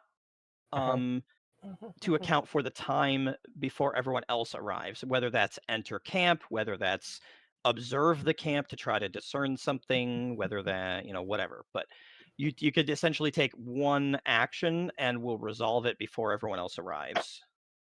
Yeah, I already got that planned Winning up. that Oh one. no. Sorry? Well, it's pretty close to a flaming butt plug. What? Seeing all of that, I'm going to activate greater protection. Ooh. Okay. So how does that manifest for you? Probably visually. I assume at the Yep. very least heat ripples, but what is greater protection going to look like when you're activating it?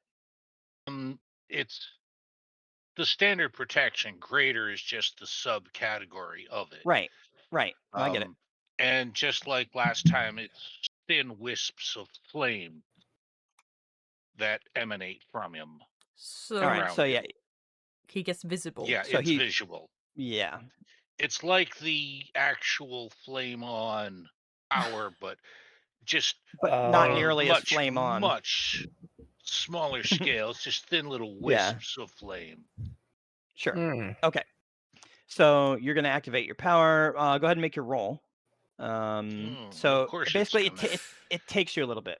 Yeah. That's not because we're not in combat turns. It's not going to be an automatic failure. It just means that you're concentrating on it. Maybe you're a little bit scared, and it turns into a thing. So we're going to move to now the where did I put it? I might have actually deleted the page. Let me create a new one. I'm gonna go to the So all cat. Oh no, you here it had is. Battle performance board. anxiety. Yeah. Well, he's scared. He's been hurt. He was exhausted last battle. He was shot with a laser and like injured in the previous battle. He's a kid. That's a thing. Yeah. So, all right, we're gonna move everybody to the battle board, and we're gonna start doing some drawing. Even though some of the characters aren't present, you guys are still gonna get to contribute, obviously, to the creation of the scenario. So, you're gonna want a river on the west side portion of the camp. You're gonna want forest on basically the north and south, represented however you would like. On the eastern side, it doesn't have to take up this whole board either, by the way. It is a small camp. And remember, each of these squares is like 6 feet or So, yeah. 2-ish meters.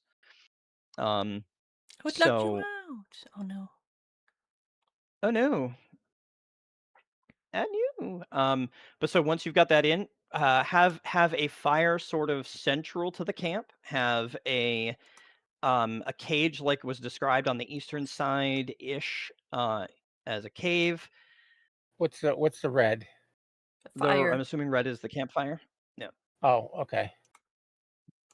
And then Did you want I to will make the fire? place No, you're good. I will place enemies once you guys have built what you're comfortable with for the actual encounter scenario. And we will place you guys at the various entrances based on things as well. So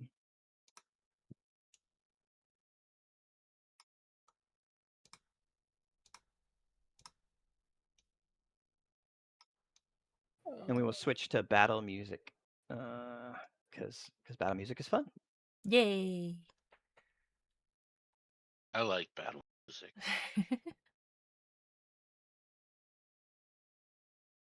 All right, cage is up here. Yep, I see the cage. Could have made it a better color though. You do that right now. Hey, it's about I the right need color for rebar, you know? Yeah. Well, remember to draw some earth as well, and remember this is also top-down perspective. So like your trees are probably going to want to be more like circular regions of green to represent like the top cover of the tree going down. Um, I am going to. It's going to take a fair amount of work, but I am going to eventually get in here and have some drag and droppable environment set pieces that you guys will be able to just like put things together without Oh, having to that'd be draw nice. anything. Um, it'll be those same set pieces that you're used to, RC. What I did for D&D. I've just got to turn them all into individual draggable tokens for you guys. So Oh, okay. it'll take some time. I haven't even started because again, I've been a little bit overwhelmed with a few different things going on. But yeah, so and I wouldn't worry too much about like super good detail. Labeling is nice. General shapes is nice. I mean, if you spend too long on detail, it's just gonna bug you after a while because you'll be like, do the thing.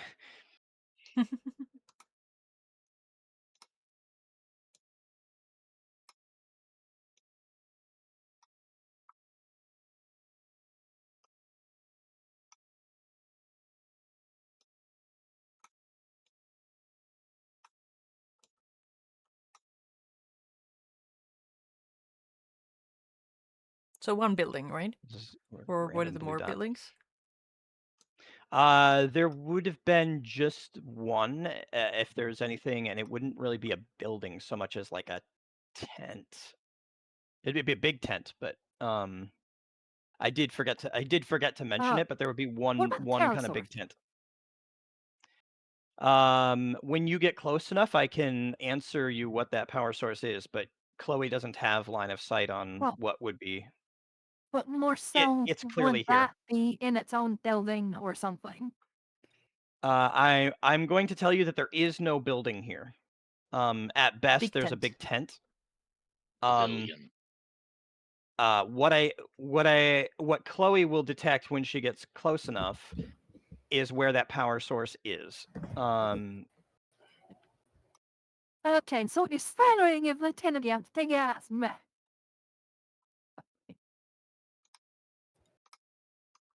Funny how nuclear power works, isn't it?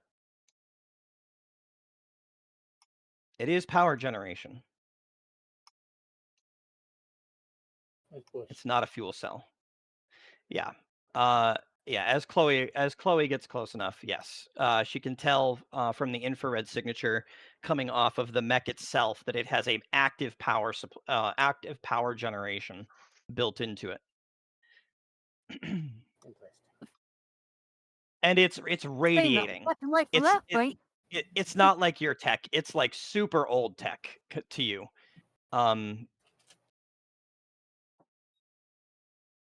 Those are some awesome trees, by the way, guys. Those green blotches. Oh yeah, we're doing great. The trees and bushes. No, that's great. Like that, the top down, like that's really cool. I don't know how you're doing that shape. Like, are you just That's like a little With hill great thing difficulty. there. it's a what? Little hill thing. Oh, like yeah, you gotcha. I'm guessing the side facing southwest is sort of downwards, and like this is a little bit raised on the upper right, Twitch like the northeast side logged of it. you out last one? That was weird.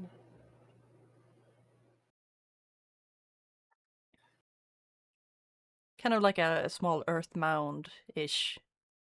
Oh, like a just a hill, like a raised. Yeah. Gotcha. You Cool. can either use it Excellent. as cover or be on top of it to get some advantage or Sure. yeah. That sounds good. Draw a slightly darker line like down the middle of it to indicate like the ridge, like the top, the highest point of it, just so that way we get a sense of what it is, so we remember next week. Because combat is obviously not going to finish. We might even just barely start it by the time. Yeah. There you Something go. like that. There you go. Yeah, that's perfect. That's just so we get an indication of Mm. like it has a peak in the middle as opposed to like being a thing with like coming down the sides. Mm. Yeah. This is truly some top-notch stuff. We're doing so Yeah. well. It's so nice. For what it's worth, this is great. Honestly, if I didn't feel bad that you guys maybe don't like it so much, I would leave it like this the whole game. No, I This is like how I this. like the I don't mind whiteboard it. thing. The whiteboard thing is exactly how I do Savage Worlds on the tabletop. I literally had a giant whiteboard Oh, and it's so gave much people fun. markers and said, "Okay, just draw what you want for the encounter scenario, and create things that can be used as an advantage." Sure, be creative. You can use it as an advantage. So can the enemies. Like that's awesome. Just do the thing. Are these rocks in the camp, by the way? The big gray gray things? bits. Yeah. Yeah. The ones I hadn't figured out the shading in for. Yeah. Yeah. Mm. Ooh. Nice tree Turns out branches. yeah, there wasn't a tent. It works. It works. And we're coming from the south, right?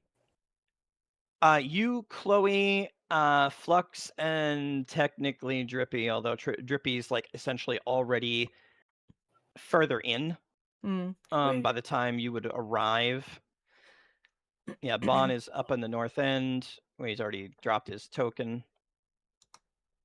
Bon, you could essentially, based on your movement and the fact that they've completely failed to see you, put yourself on any indicator of a tree. Yeah. And that would be the location you start from because that's just realistic. Drippy is probably in some bushes somewhere along the south end, whichever one he would wherever he would like to try to be. So the ones with Um, tree branches are trees, and the ones without tree branches are bushes. we could assume that. Yeah.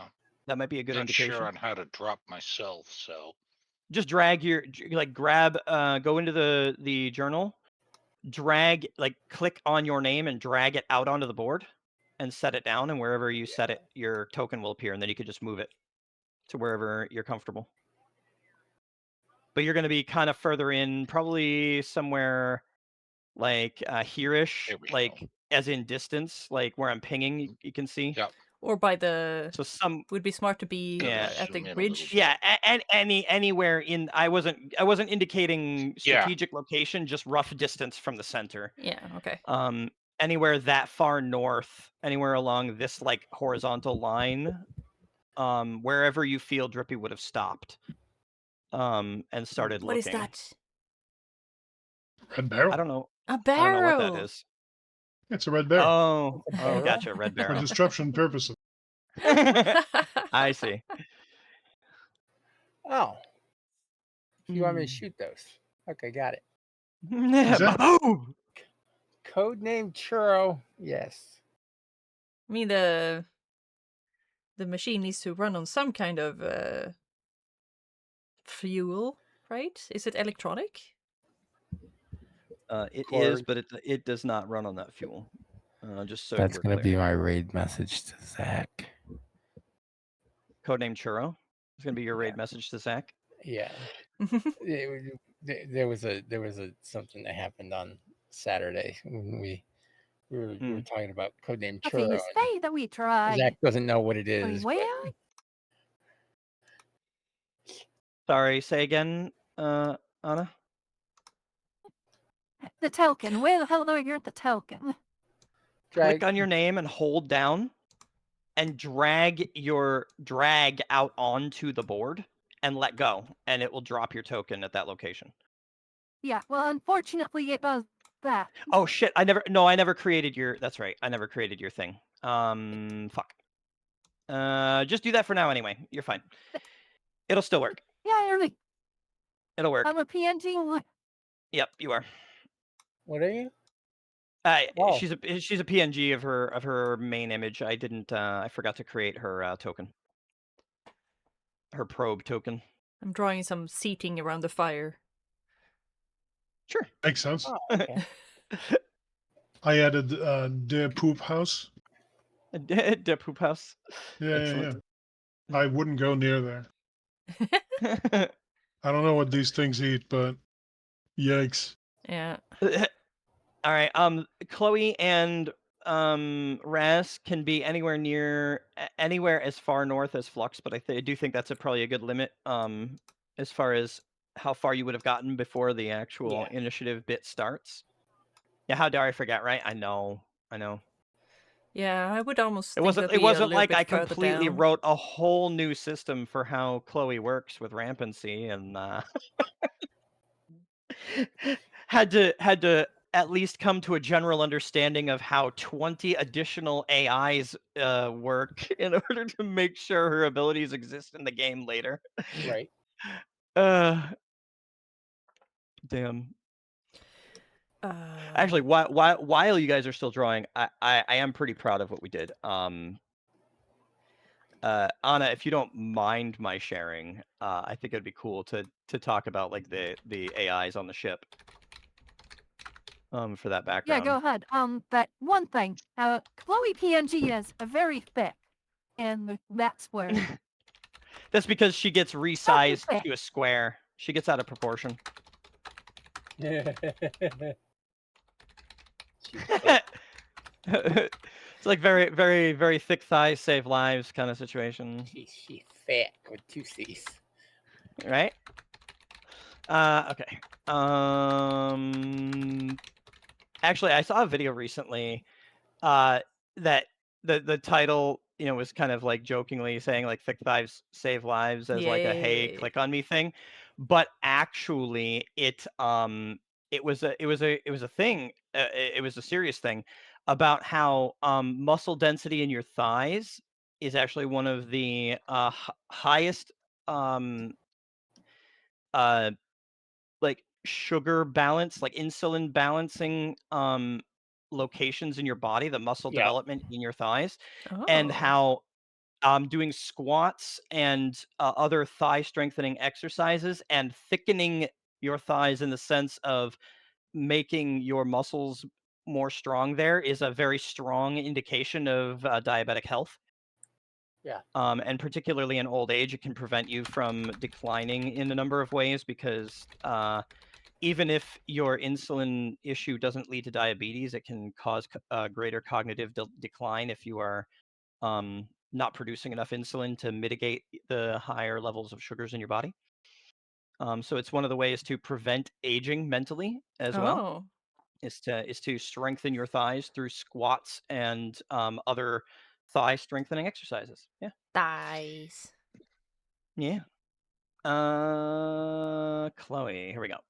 So I'm not going to go over like every detail of everything, but so Chloe was the AGI governing 20 additional ANIs on a starfaring vessel. Her culture essentially decided that the best way to avoid rampancy, for those of you who don't know what rampancy is, there is another definition of it, but the definition we're using is the one used from Halo, where if you played through Halo 4 in particular, um, Cortana had spent enough time without maintenance that her system, she's self-aware and self-governing, and unfortunately, without maintenance, what that means is she's adding more and more data, and it's starting to contradict more and more and more as she exists. And she's not human, so she can't hold those contradictory things together and maintain sanity, basically. Mm. Um, and so this is what we based the idea for Chloe on, is that as she's exposed to contradictory truths and things, she breaks down. Well, the culture's way of preventing AIs from going rampant is to take the cognitive load off of them and distribute them among other AIs.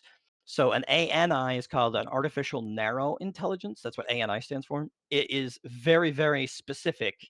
It focuses on one task or one set of related tasks. And Chloe is sort of the go-between between the captain and the ANIs of the ship.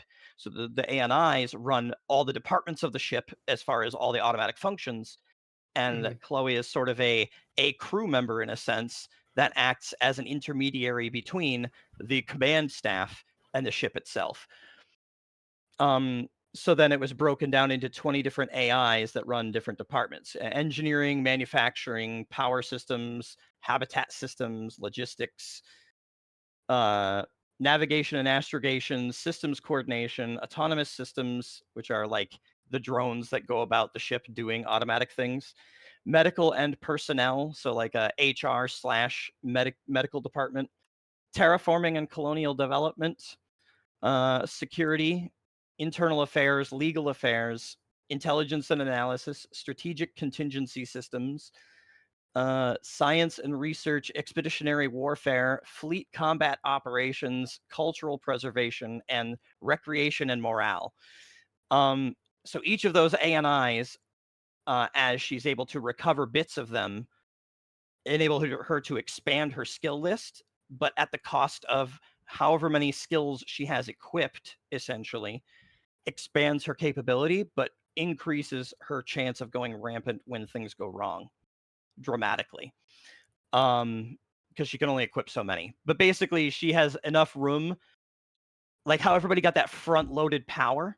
You know, like how Drippy can like do mega damage, and it's like all these crazy psychic powers right up front, or like Bon is basically a superhero right up front. That's Chloe's thing, is her flexibility to be able to like swap out skills and interchange through like installation, but at the cost of potentially going insane. As one does. Yeah. And it was really fun to build, but it took a while. took a while to come up with a system that would be balanced and that would be threatening enough that it should be taken seriously, without being so threatening that it just instantly killed her.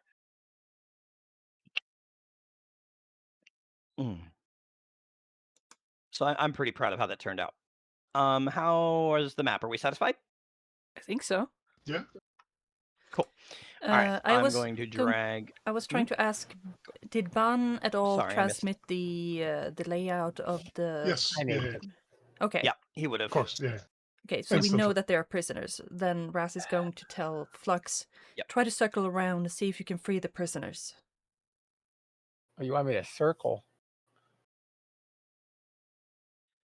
All right, so if this is the cage, one thing we should keep in mind, just because maybe I didn't describe it clearly enough, I want to make sure we get it on there. This will be a, let's see, what's the best color for it? Probably, we'll just grab that one. There's a sort of a ridge. That is not the color I was intending. Why am I? Oh, I'm drawing a shape. That's why I'm like, what the fuck? All right, hold on. Thanks for the bits.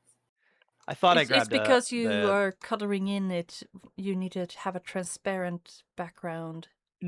Yeah, no, for whatever reason, it's drawing a shape rather than selecting like a pen. Yeah, exactly. You Trying need to have a figure out. transparent secondary color. Okay. They changed how this particular drawing system works as well over time, so I'm not used to this version of it. There used to just be a tool. Oh, pen line. There we go. I'm like, what the fuck? All right. Isn't it So free? I had select. It's a freehand tool apparently because pen. No, I Yeah. guess pen line line doesn't is do not- anything. What the fuck? Yeah, it doesn't do anything for me. That's weird. You can widen it. There. Okay. Okay. Freehand worked that time. That didn't draw a shape that time. All right. Yeah. I've been having issues with that as well. Yeah. Okay. All right. Why are you not at least like we need some thick line? Okay. There. Yeah, we you go. I gotta have go to change tabs back and forth. All right. So there's like a ridge here, Mm-hmm. and the cage of rebar is actually covering a cave that people are inside, and then rebar has been installed over the entrance to the cave. Okay. To like basically they're just they have nowhere to go inside because it's just rock. Yeah. And then on the outside is rebar stopping them from getting out as well. Okay. So it's not like a massive ridge, but it's just like kind of like a mound with like a cave, a small cave in it. All right. So that's there. Then I need to get myself back to there we go. Okay. I think we have everything. So we have some sentries.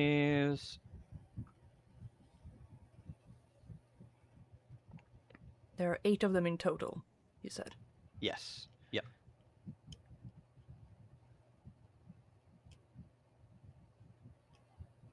I've got about maybe 15 minutes. I have a thing I have to be at.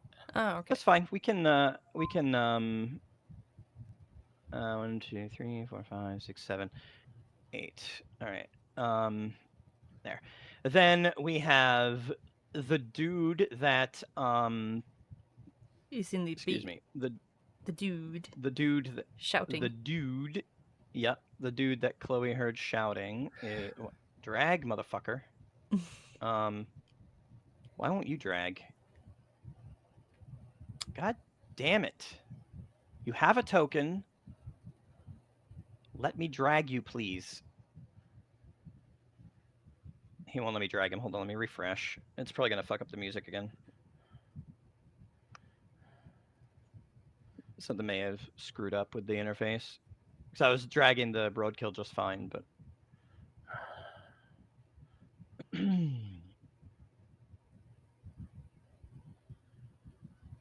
yeah, we can essentially maybe set up the scenario, and then just kind of do wrap up, just to make sure we give I'd rather give more leeway on the front end for RC than pressing against the time and No, that's making fine. it. Yeah, no, I There we figured go. I have That's like 20, 25 minutes, but I just figured 15. That gives me time to get everything I Sure. got to get done.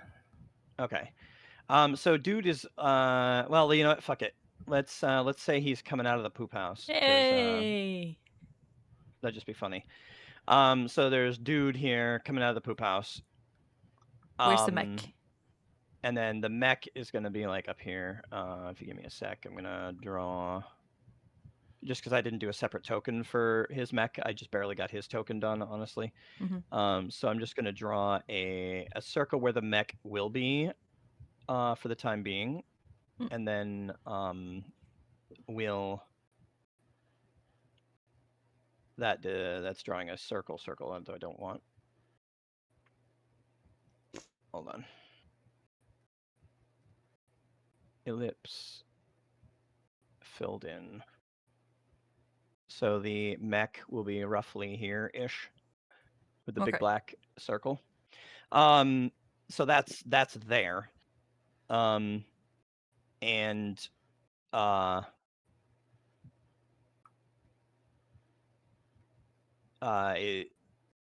let's see, Bon and Drippy would be the only one who have eyes on it right away. Okay. So we can lay out this scenario then, and maybe even play a round. We can distribute turn cards or action cards and all that. And see. So essentially, for the first round, Bon. Well, everybody would get action cards, but obviously, except Drippy because of the first round. But obviously, you guys are working from further back with essentially only what Bon has translated to you mentally. Assume Which that is anything past this very ridge. vague. Yeah. Right. Like, well, I mean, you'll get a mental image, but you're seeing it from a perspective that from up above that you're not going to be seeing from where you are. Assume anything past here. Here, I'm just going to use like a weird color that we don't use for anything else right now. Assume that anything past there is not visible until you're about there because of like think of all this as very thick. But it would be impractical to be drawing all the details of every little thick, but like assume everything outside of the purple is essentially largely not visible until you're like just about there. So Drippy would be like essentially you're probably actually on the ridge if you're seeing anything. So you're probably more like here, but like I'm guessing squat or like belly, like prone. That's up to you how you. But if you were seeing anything and observing, Yeah, no, I put myself there so I wouldn't be exposed and visible. Okay, all right. So basically, instead of observing, you're like, okay, I'm gonna do this. All right, or you observed and then ducked back down and activated your defense. Yeah. Got it. Okay. All right. So you're there then. I'm That makes trying sense. to play on square as opposed to little half and quarter square movements. Right. Right. Yeah. Yeah. Over time, maybe we'll worry less about that too. Especially once we have more clearly defined objects that we're working with in the game as well. But I think that's probably good. So let's deliver our. Does anyone have multi-card? I don't think anybody has anything multi-card right now, right? For initiative, or I can't remember. Did Chloe? I feel like there was something somewhere I with a know. potential multi-card draw. I think I wanna use you remember? inspiration and give Okay. everyone like, all right, guys, make this count. Like cheering them on, which gives them +2 to trait rolls for the rest of the round. So the first round they do +2 with the trait rolls. I don't know what a trait roll is. Excellent. So a trait roll is whenever you're rolling a skill, an attribute, or something like that, as opposed to it doesn't apply to table rolls, and obviously initiative is a card draw, so it's not a roll. So a trait roll is the roll mostly of skill or attribute, or sometimes of some other thing that your character has, like a special. It's still usually probably be given to you as a skill, but that's what a trait roll is. So it's not like an unshake roll, you know. Well, no, it would, because you'd be rolling spirit to unshake, and spirit is a trait. So, but it's not like it wouldn't, like, if you got an injury, it wouldn't apply +2 to your injury table roll. Or if you, like, when you rolled for the result of the fear against the Brodkil, it wouldn't apply to that table either. It only applies Right. to There are like that fear. kind of thing. We have a terrifying guy in here. You do have the terrifying presence of the Brodkil when you first witness them. Yes. No. You only witnessed them yesterday. You're not gonna experience fear from them again. Okay. Okay. You need a break from them before their supernatural fear takes hold again. Okay. You basically, you're temporarily jaded against them, against their fear. All right. There are some that will be every time you encounter them, regardless, but Brodkil aren't powerful enough for that. Like dragons. My battle music stopped. Battle music. There we go. Okay. All right. So yes, inspiration. We're just gonna leave this on the table for the moment, just as a reminder that it's happened. I just wanted to use And it sorry. before you stop. Yep. I want to No, use my that totally bennies makes at some sense. point. Yeah. Bennies often come up mostly in action scenes. Mhm. Is really what it comes down to. I didn't hear if you said yes. though. So I have the brave trait, which gives me a bonus against fear waves, but I also have level-headed, which is fighters who can keep their cool when everyone else is running for Yeah, cover, that's make the one. friendly combatants. So here with this, Aaron draws an additional action card in combat and chooses which one to use. Right. So we're gonna deal 1 to everybody, which we're Okay. just gonna deal to turn order. So I've gotta remember exactly how to do this. We add you to turn. So we add turn. We add turn. Add turn. Add turn. Add turn. There's the turn order. That's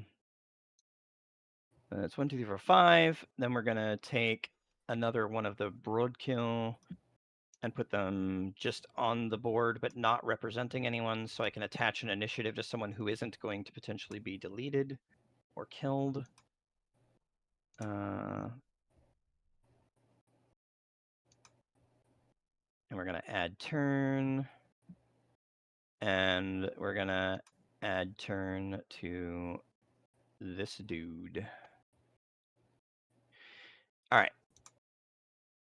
So Oh, there's the turn order. Then we're going to deal cards to the turn order. Broop. And then we're going to deal 1 additional card. Actually, we're not even going to deal it. We're just going to drag it out on the table. Chloe can choose to use either the 3 of diamonds, or in her case, she has a 6 of hearts. So the 6 of hearts is going to be more beneficial, unless you would specifically like to go later in the round. But you can always hold your action if you go sooner and just choose not to take your action. So there's really no sense in taking the lower card, is ultimately Right. what it comes down to. Yeah, so I guess I'll just take the higher card. All right. So that gets Yeah. deleted. And then we just sort by suit, card and suit. And first actions. Oh, except Drippy also doesn't get a card in this round. Yeah, But I know I to can't. ignore the 8 of Yeah, clubs. yeah. That's fine. Yeah, it's like an all or nothing sort of like I Yeah. deal to everybody or nobody. All right, so Rock is first this round with an ace of diamonds.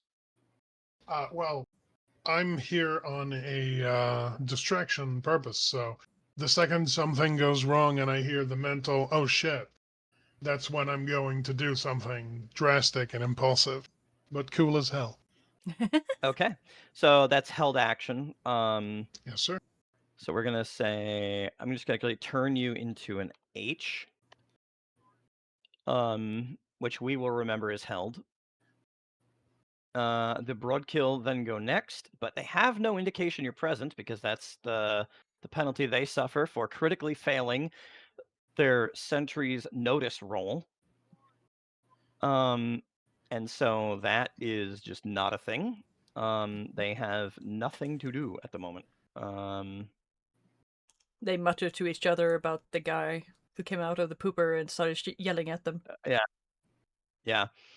He in fact is muttering more of because that's his turn next. Mhm. In fact, is muttering more about their pooping and is taking a casual walk towards let's see, 1, 2. We'll give him. Oh, there we go. He's taking a casual walk in the general direction of the fire, continuing to rant on about how they all stink. However, this guy is not the guy who failed. Is not the guaranteeing your instant ability to act without opposition, and in fact, now that you're close enough, has an opportunity. So he's going to roll notice to see if he passively is aware of anything. The only people he would be potentially aware of at all at this point are Drippy, Flux, and Bon. So if you three could Drippy roll, got an let's go ahead. 11 on stealth, so. Well, I was just say potentially aware of. Oh, okay. Oh, with the fire shield that kind of lights What up do you want stuff. us to Right. roll? Roll stealth again. As essentially this is now Ooh. like it's kind of like the opposition to him actively Ooh. doing it like a sweep mentally. No one's looking up in the Wow. trees. The barn is just invisible. Yep. Bon is ninja in the trees. Adrian does in fact see some fire to the south and also notices some movement that he doesn't approve of to the south. So he must have been like turning his head away from the guys who stink and happening to look south. So he starts shouting about a fire and pointing south, and running now this way for the rest of his movement as he's heading towards his tent. Or sorry, actually, no. Duh, he's running towards his mech. Oh no. Shit. Because fire extinguishing. You got supplies. I forgot to wiggle these guys so they were in a square. Sorry, I'm just wiggling them until they settled. So that is Adrian. He shouts about fire, pointing to the south. A bunch of the Brodkil look south, seemingly unconcerned. They're like, fire? Who the fuck cares? Chloe, 6 of hearts.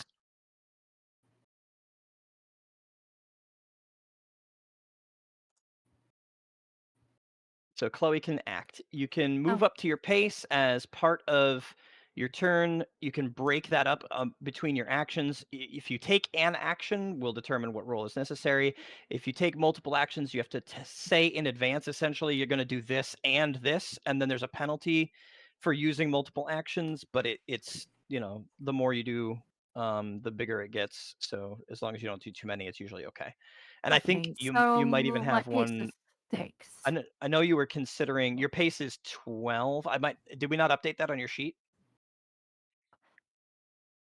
Oh, that's the character sheet, so 6.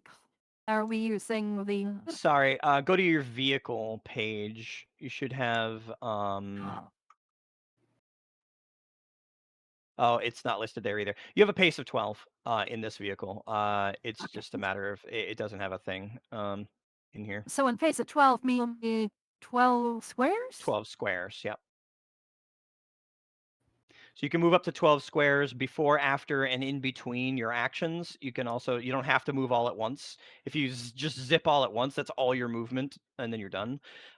You can also, like I said, take one or more actions, but if you take more than one, you have to declare you're taking multiple in advance, so that way we can apply appropriate penalties to everything.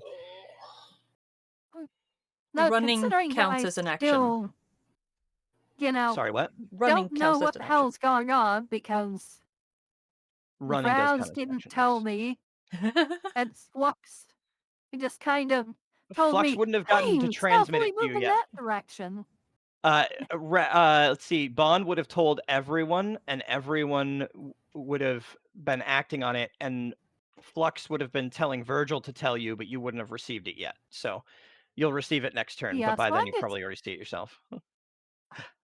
I'm going to, I'm over here to Raz to figure out what the fuck's going on. Okay.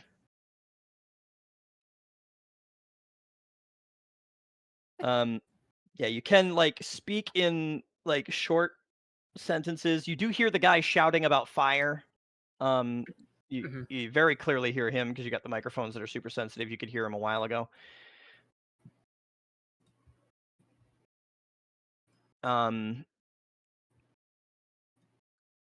Anything else other than the movement? Well, that one was what, like 5 squares? And what else could I do in that? I mean, you can Like, do any. You can try to observe. You can note that anything outside of this purple, you're gonna have trouble seeing into the zone inside the purple. That's like the edge of where the dense foliage and whatnot is. So you could try to observe and try to see through that with, at a penalty. Yours will be less problematic depending on what senses you're using, but that sort of thing. Oh, also, yeah, indication, 100% confirmation now that it's your turn. The power manufacturing is coming from the mech, here by the fire. okay. I guess I will just go and observe and hold the rest of my turn. Oh, you know what? I just realized I forgot to move everything to the map layer. Hold on. Oh. How dare you? We're gonna move Yeah, everything. once we finish this round, I gotta go. Yeah. That's why I was kind of potentially worried about it. I'm gonna have to drag you guys back up from there, but that's okay. The It just turn took- order vanished.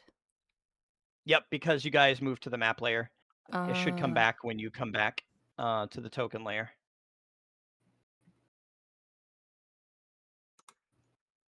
I just forgot to send you all,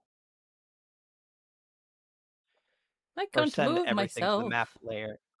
You can't even touch because it's on the map layer. That's the downside, I guess, to using this system to some degree. You motherfucker.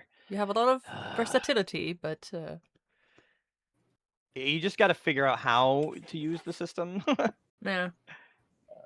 It's just one of those, like, because it wasn't designed specifically for this, so of course there's hiccups,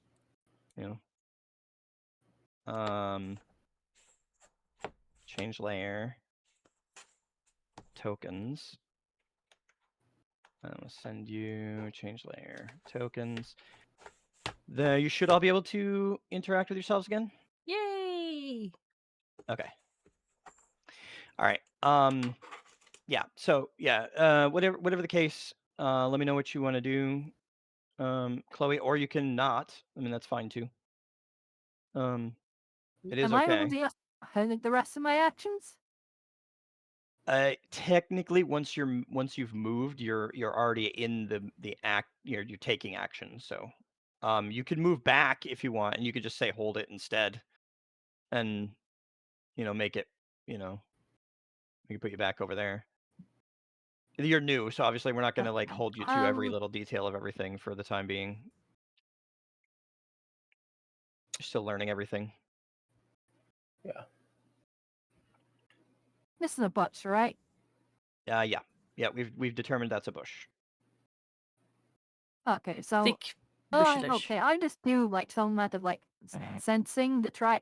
I know I'm not gonna be able to see past that line, but Chloe doesn't know that, so she's going to do a more class of sensing for the Yeah, camp. So you can do sweep. So you could just roll notice, and then depending on how you roll, you'll still be able to see something, unless you roll really poorly. Um, yeah, so they it's just like an unclear sense of what's going considering on. Hi, Ando. 120 feet from the river, I'm still probably disadvantaged by the river. Yeah, you're aware of the river, and you're worried about things being in it. Yes. So Well, let's search.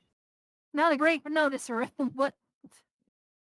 all right, yeah. Well, you still notice enough to see that there's the fire, the mech that you detected the energy from. It's more clear now that that is probably the model that arm that you guys found came from, and you're aware of these couple people near the fire. There's a Brodkil, and that you've identified this guy as the source of that voice that you heard earlier. Flux on the 5 of I'm clubs. yeah. We're just I'm kind of gonna speed run it a little bit so that we get out of here yeah. in time for. So I'm gonna move behind this bush because Liquessen wants me to move towards the cage, and I also relay to Chloe that Liquessen wants us to make our way around to the cage. Right. And so at the beginning of next round, she'll essentially be able to act on that. Yeah. So yeah, now you know. You might want to jot that down because obviously we're not going to play the next round until next week. If do No, you, we're not. We're not No, here not next week. not next or week. sorry, The 2 weeks. following 2 weeks. week. Yeah, You're 2 right. You're weeks. right. Yeah. Habit said that, but yes, No, I know. Next That's time. why. Yeah. Also, does Clay even know about the cage? No. Well, he's about to tell you. You don't know about the cage at all. No. I will directly address you more, Ando, in just a moment. I'm going to try to listen through this clip. RC, do you need anything at No, all? I don't think so. No, I think I'm good. Okay. Catch up with me in DMs or whatever as usual if you need anything between now and then. I'm going to run Okay. the rest of the round for everybody else, which is really just Raz. And Alrighty. then we'll oh, the clip didn't play. What the hell? You could run Or did I if you miss it? wanted to. Unless you're Fix it later. sneaking. I will talk to you guys Weird. later. Bye, RC. The clip system must have broke again. Ta-ta. God damn Take it. care, RC.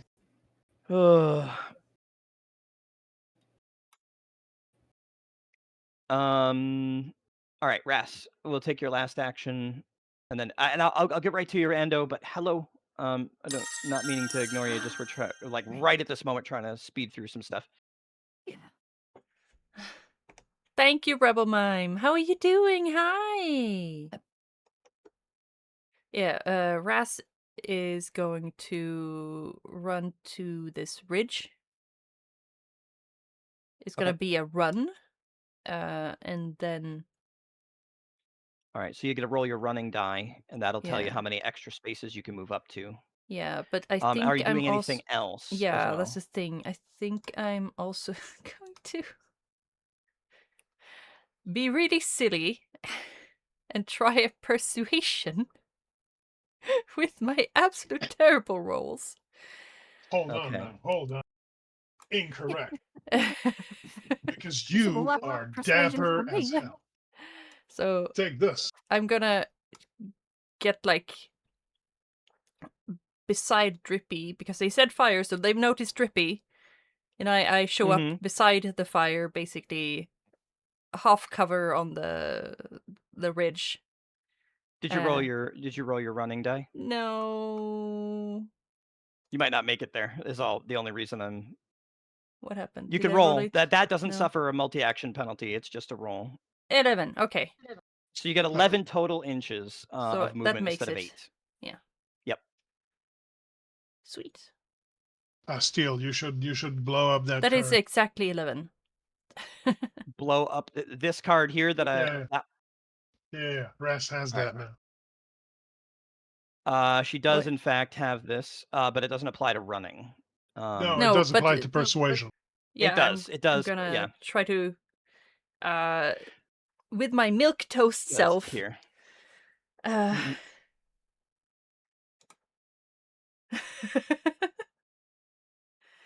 I'm gonna Oh, also this.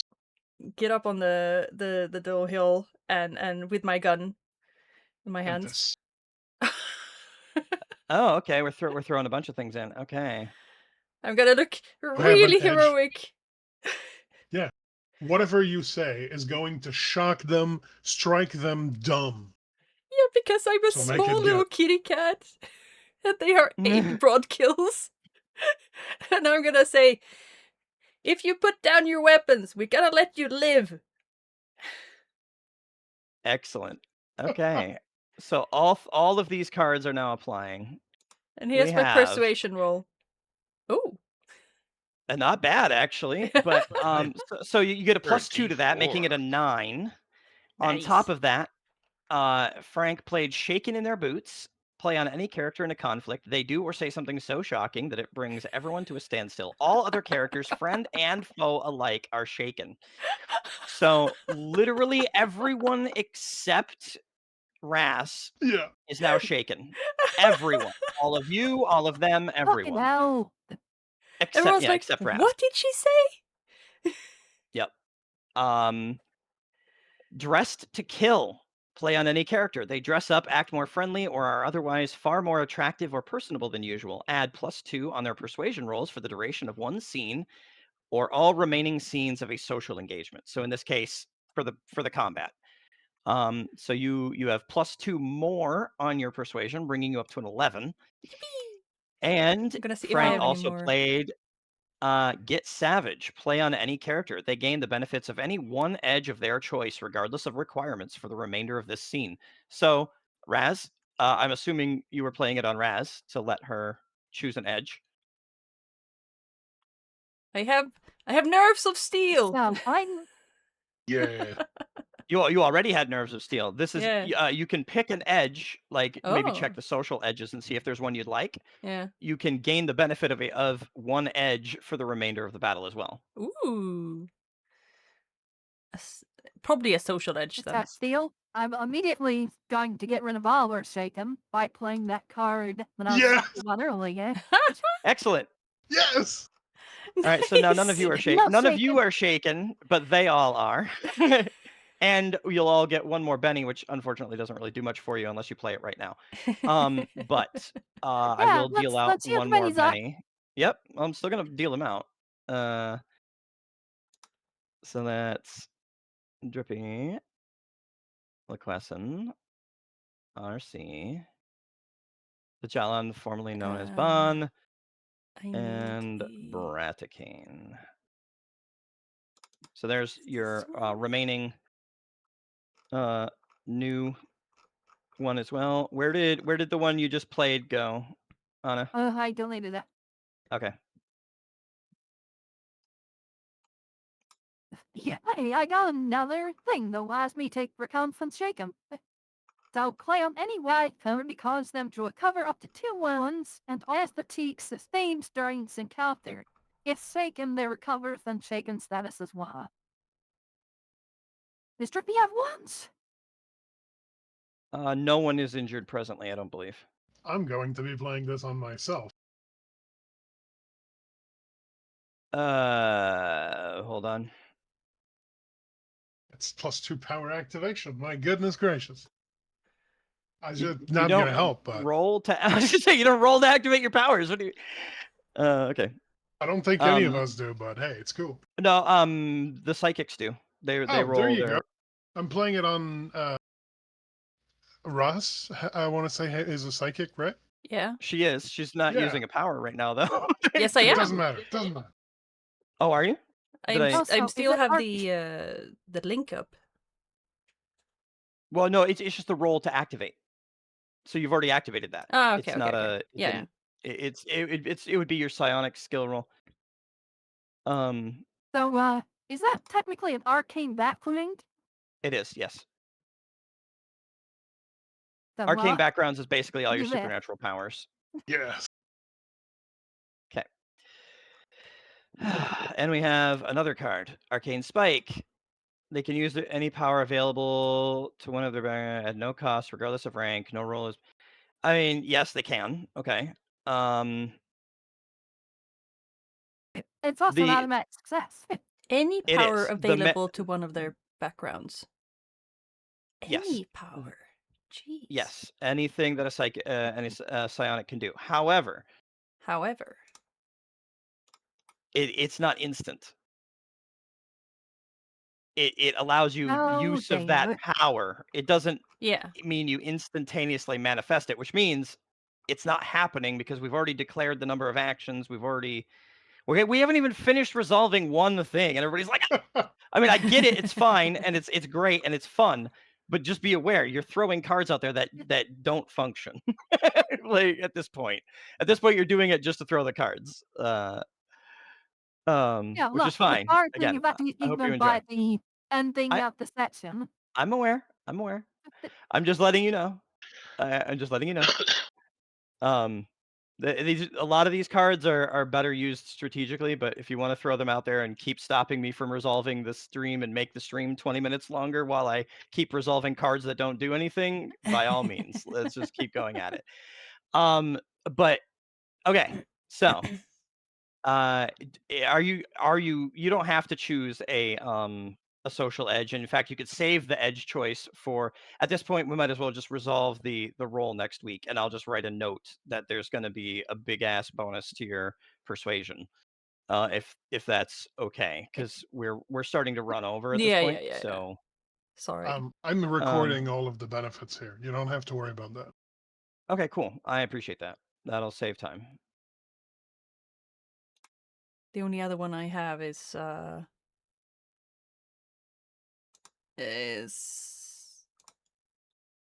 wait, why do I suddenly have another one? Boom? Where did I get boom Because from? because when Anna spent the one that unshook everybody, it also included everyone drawing a new card. Ah, damn it! I want to give this to Drippy. The problem is that has to be played as the power's being used. I So know. I it hope we won't. get it next Yeah, time. it would be fun. It would be very fun to see him go boom. I think, in fact, he used it in the combat with the Brodkil last time. Is But now- he had boom. But now, there's a mech that isn't fireproof. Yeah, right. Yeah. Melt it.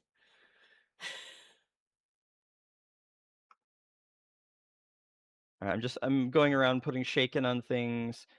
I think it'll probably be best to resolve, because that's a fun cliffhanger to land on as well. Is Raz comes up trying to, in her very meek voice, get everyone to surrender, and for some reason it comes across as much more threatening than she's normally capable of accomplishing. Well, Because of at those least they're cards shaken, stacking is maybe crazy. just stunned from the sheer audacity.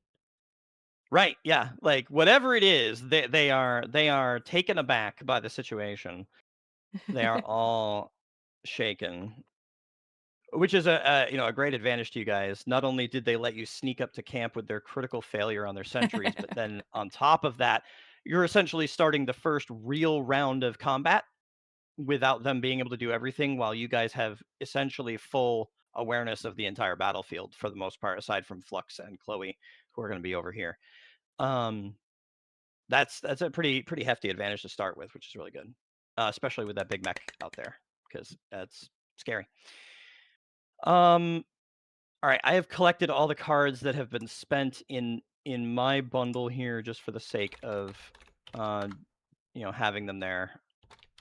We will try to remember to redistribute that stuff, or redeal cards out to you guys after making sure we've recalled or understood these cards and applied the bonuses.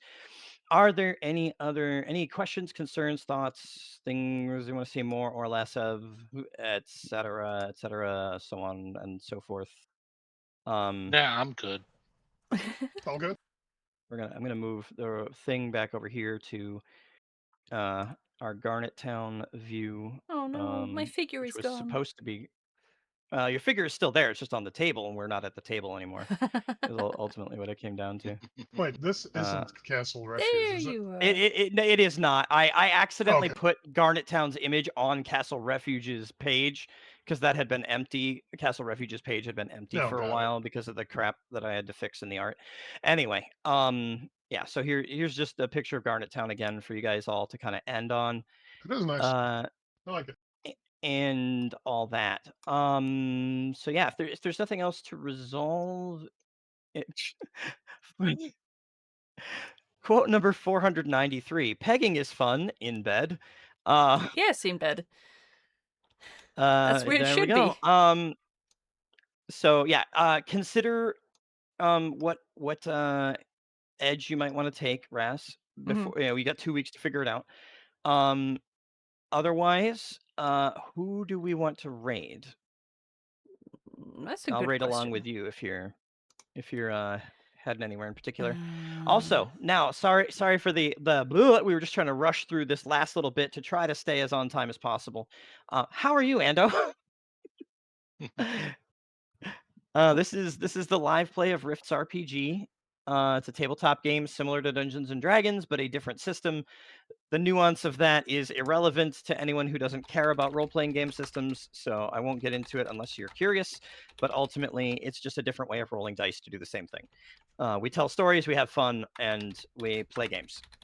And we're doing it live because I'd like to see people have fun with new hobbies. Confused cultist, sure.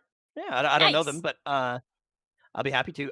Do you want to say anything about confused cultists so that because I have no way to introduce them here otherwise? Someone you know, I I assume. don't know much about them. I have met them a couple of times like this, and they are fun, nice people. Um, chill. Plays a lot of Oh, another dark games. VTuber as well. Yes, he's They a have they have a VTuber. really cool avatar.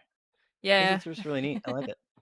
I like the flicker of the light. It's not just that their eyes are glowing, just like not like Vivi, like static, whatever, but like there's like a little bit of a flicker to that light. It's really cool. It's because he's blinking. Mm.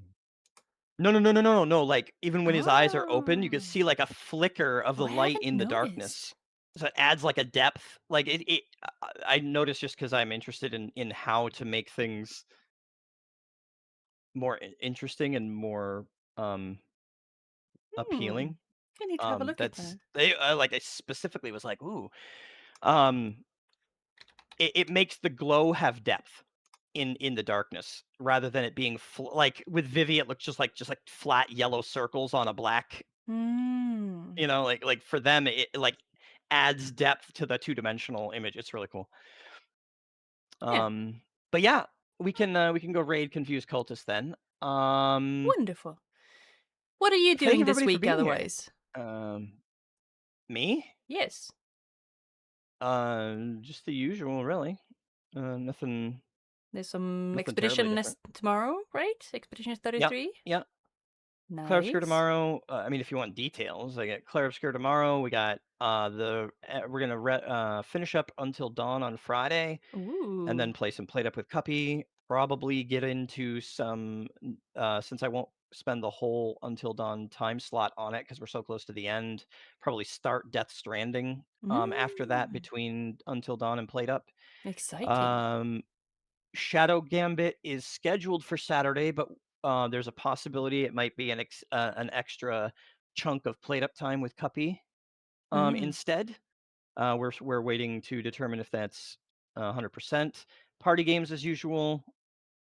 Um, then Sunday is back around to crew games if everybody's available, or whatever I fill the slot with if they're not. But so 7 streams in 5 days is the usual schedule. So Sweet. what about you? I actually don't know a ton about your schedule. I know Ah. I catch you on occasionally, but you I might as have well a very share, set right? schedule of Sunday to Wednesday, 7 to 11. Hmm. And tomorrow we are having a collab stream actually with Techie, Gray, Luke Walk, Destian, and Mortium. We are playing Burgling Gnomes. Burning gnomes? did you say? Burgling. Burgling gnome. Okay, I was like, wait, what? It's Burgling a gnomes. it's a bit of a friend slop game, but it's gonna be really fun. Sounds fun. Yeah, and Sounds then sounds goofy and silly, and yes, it's gonna Destian be seems to really fit it silly. perfectly. Yeah, and then Yeah. on Wednesday we're playing some more Final Fantasy 14, and then next week I am With actually people on or vacation just by yourself? with Matty-chan and probably Destian as well. Okay, I was gonna say I remember sometimes at the very least you play 14 with a couple other people. So Yeah, Matty-chan is and the our next week you said you have a sugar holiday. daddy. Ooh, He's level 100 hydrate, and you we're got it. level 60, so he takes care of I us. would Ooh. also like a sugar daddy, please and thank you. Just trying to Yes. figure out what the hell the command is for the monsters that way. The hell do you call me, Frank? No. um. Fair, touche. No. Uh, No. Oh Seriously though. my. so I'm gonna Um. be on vacation next week. Okay. It's gonna be a Ooh, mod meet, and Nice. we're gonna meet up and drink and have fun together. with did you say mod meet? You're gonna go meet the moderators, Yeah, that kind of thing, or nice. Well, I hope you have a great time with that then. it's gonna be good That times. is Yeah. excellent. Sounds awesome. I've had nothing but great experiences with any of the actual meetings of people from Twitch that I've ever done. Mm-hmm. They've all been great. All the people I've met from here. Granted, I'm selective about who I meet, and it takes a while for me to trust anybody, and I'm a paranoid motherfucker. But, um, uh, you know, uh, barring, maybe that's what's enabled me to have such a great time because I have such a strong filter. But, uh, yeah. I've also only had good experiences meeting people from Twitch. Every single one. Yeah, because you've met no one from Twitch. Yeah, that's correct. Sure. That's not what I said. I went to one Twitch. I went to one TwitchCon in Paris, and it was a great time. Actually, I met lots of nice people. I do want to make it to TwitchCon sometime. I've been wanting to since year one, but Mm. I just still never got around to it. It's Um, is it far away from where you yeah. live? Well, the last one that I remember having any sense of planning for was a couple years ago, but it was in San Diego, which Oh was like yeah, or was it San Diego, or was it I don't know. It was somewhere in California, regardless. So that's it would a have been bit days away. of driving. Yeah. Days of driving from where I lived, let alone that now it'd probably be at least an additional 24 hours of driving. Oof. Because I live even further east now. We're on the East Coast. You So can actually do it in about 3.5, but that's yeah, pushing. that's like that would be driving like I drive, but Yeah. is not healthy for you. You'd be like at the other end, just like We'd have Yeah, to go to another you can country make it. But here. yeah, we did here to South Dakota in like 2.5. oh, I could do here to South Dakota in. I can do that in about 1.5 Mm. for sure. So, But the problem is that it's constant driving. Oh yeah. Like when I drove here to either like to visit my family or like when I moved here with Drippy, that was literally like 21 to 22 hours of just driving, getting out to pee, driving, like getting out to get food, Yeah. driving. Like it was just constant drive. So like the It's same thing. South mind-numbing. Dakota wasn't that much for, yeah, yeah. South Dakota's only like another 8 hours past where I lived in Wisconsin. And then if I wanted to get to the other end of or no, it's another 8 hours to get to the other end of South Dakota from where I lived. Would it be So okay it'd be to 28 fly? hours plus sleep time. I mean, it would, but it would also be expensive. So That you is know, true. flights here are not even remotely as cheap as what I've seen you guys with your European prices. Yeah. And I'm not meaning that in any way a negative judgment. I'm just saying, like, my friend from Sweden sent me a thing and was like, "Oh yeah, you could just fly." And then he shows me this stuff. I'm like, dude, that is not even remotely the kind of pricing that I'm gonna get.